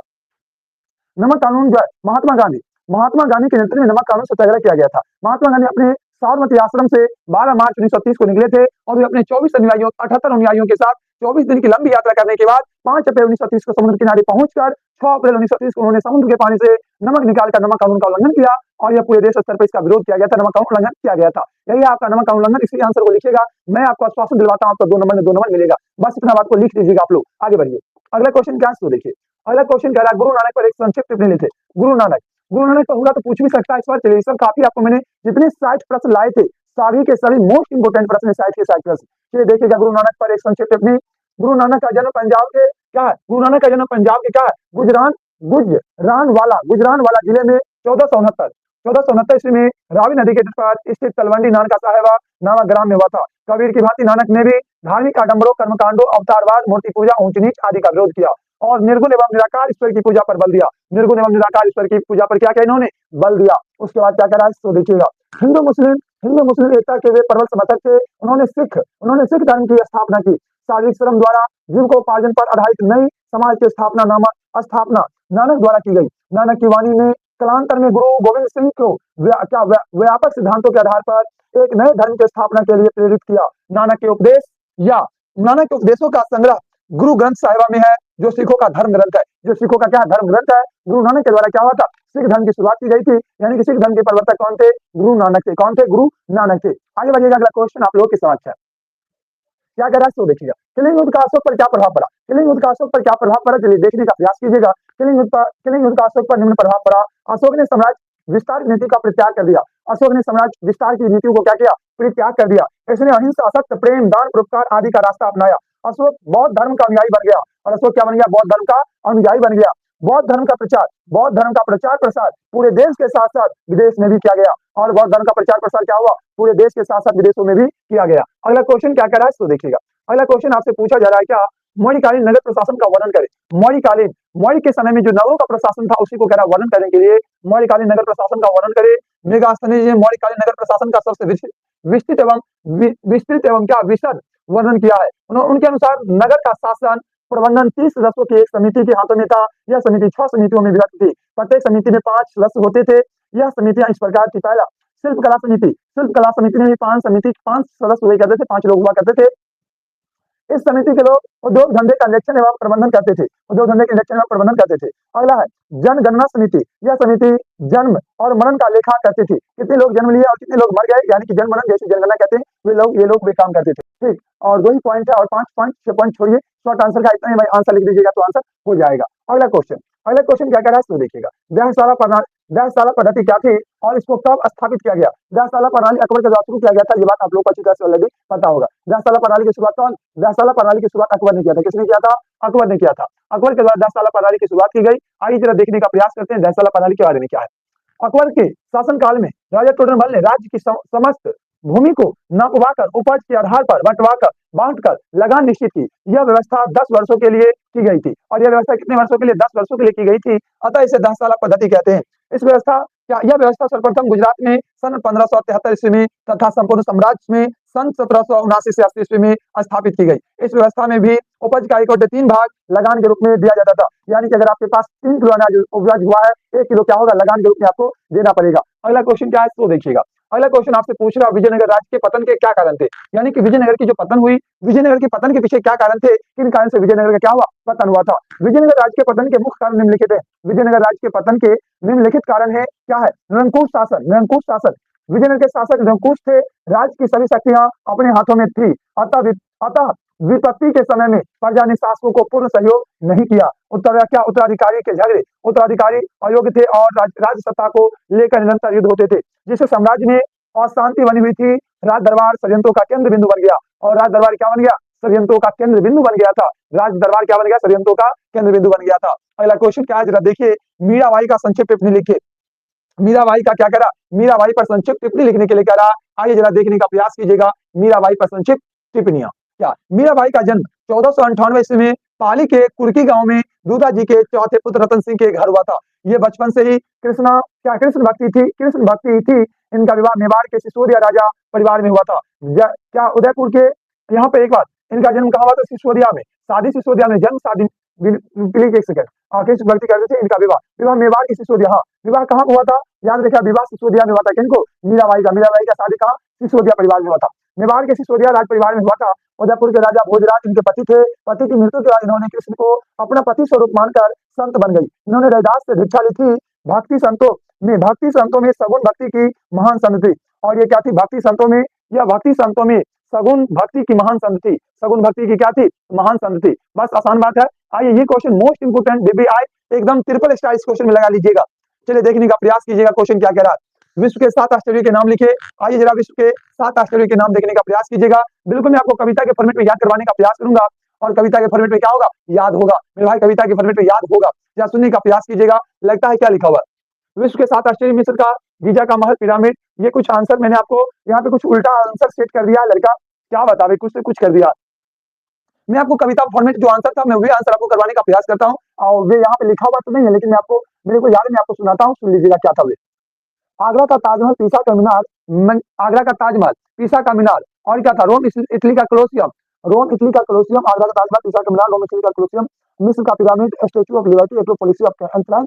और ये सब था, साथ था, लेकिन ये कविता के फॉर्मेट में था, याद करना बहुत आसान होता। लेकिन यहाँ पे ये क्या अलग फॉर्मेट में है, वे होगी एप्लीकेशन पे, वे क्वेश्चन का आंसर होगा, कोई पीडीएफ में चला हुआ। वहां से आप लोग अगर कभी चाहे तो देख लीजिएगा। वैसे मैं अंत में आपको वे क्वेश्चन करवा दूंगा। अभी फिलहाल यही जो है सुन लीजिए क्या लिखा हुआ है। मिस्र का गीजा का महान पिरामिड, और क्या है, क्या करा, बेली लेन के झूलते उपवन, यूनान के ऑटो में। ये मत पढ़िएगा, छोड़ दीजिए।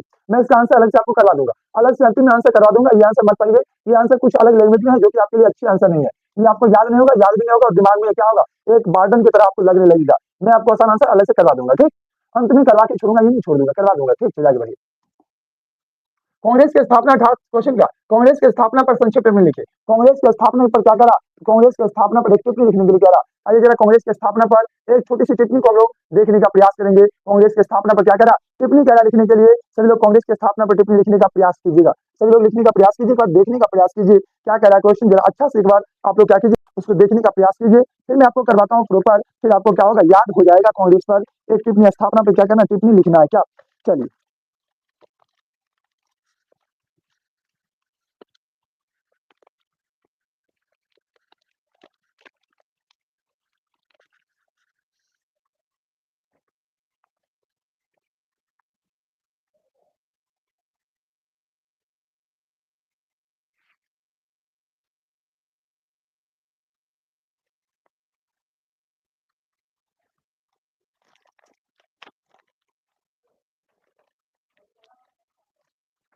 चलिए देखिएगा क्या कह रहा।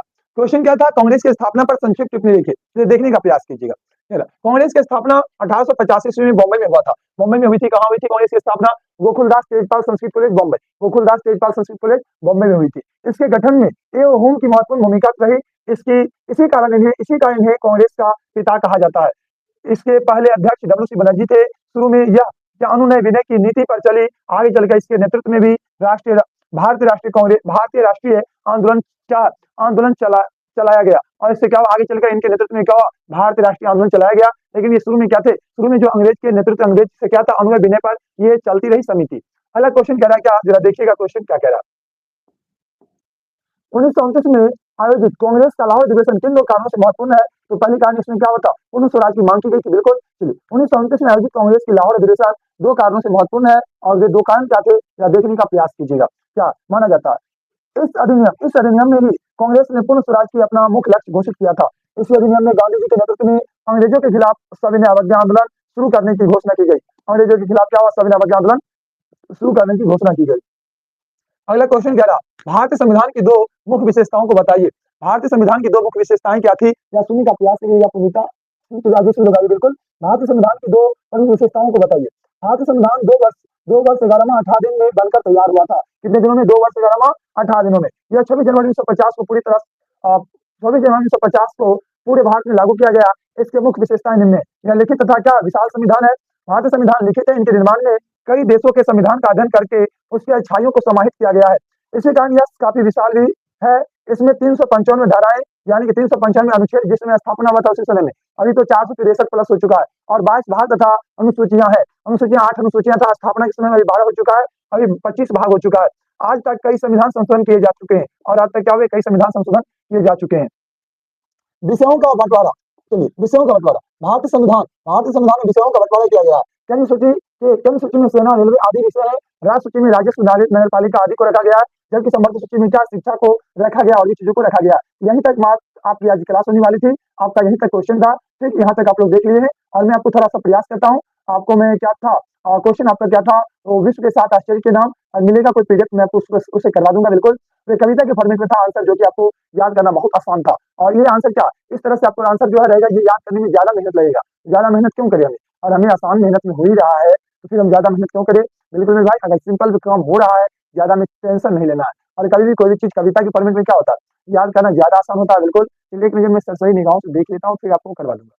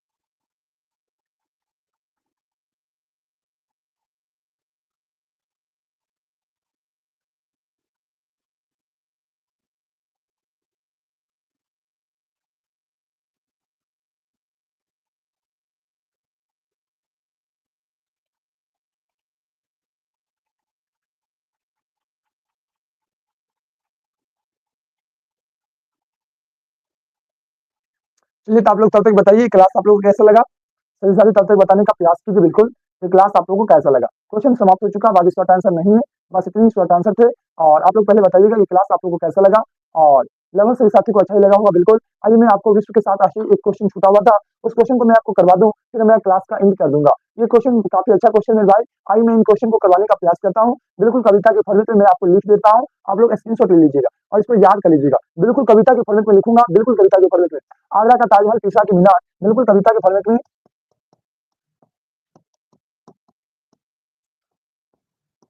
आगरा का ताजमहल, पीसा की मीनार, आगरा का ताजमहल, पीसा की मीनार, और क्या था, चीन की दीवार, चीन की चीन की दीवार। आगरा का ताजमहल, पीसा की मीनार, चीन का दीवार, रोम इटली, या रोम इटली का कोलोसियम, रोम, क्वेश्चन में लिख लीजिएगा इटली,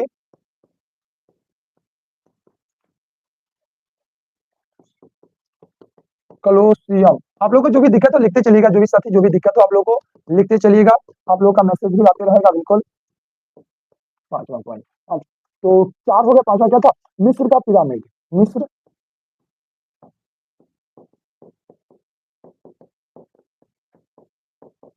मिस्र का पिरामिड। 6 नंबर पॉइंट में आप statue of liberty, statue of liberty, statue of liberty. उसके बाद क्या, एक्रोपोलिस ऑफ एथेंस।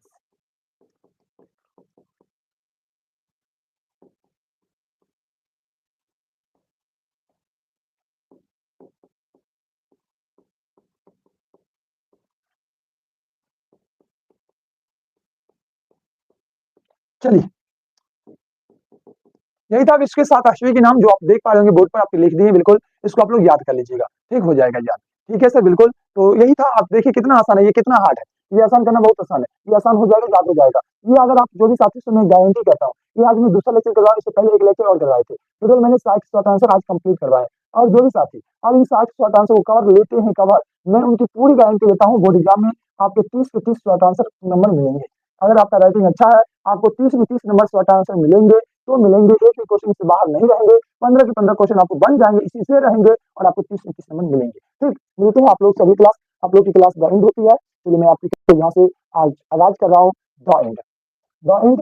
पूरा वीडियो देखने के लिए धन्यवाद। लाइक शेयर एंड सब्सक्राइब, और वीडियो मेटेरियल के लिए इन वीडियो इन नंबर पे क्या कीजिएगा, व्हाट्सएप कर लीजिएगा। 7 से करने की इस नंबर पे क्लास 12 आर्ट के व्हाट्सएप कर लीजिएगा, इस नंबर पे कॉन्टैक्ट करके सारी जानकारी ले लीजिएगा। मिलते हैं आप लोग सभी क्लास में, तब तक के लिए थैंक यू सर, साइड हो जाइए। चलिए मैं भाई, तो मैं तो साइड हो गया, उधर वाला लेना था, मैंने उसको डिलीट बैक भी कर दिया हूँ, अब तो ये आने वाला भी नहीं है। ठीक, चलिए। और जाते जाते मैं आपको कह रहा हूँ, ये क्लास कैसा लगा आप लोग कमेंट बॉक्स में जरूर बताइएगा। ठीक, ओके बाय।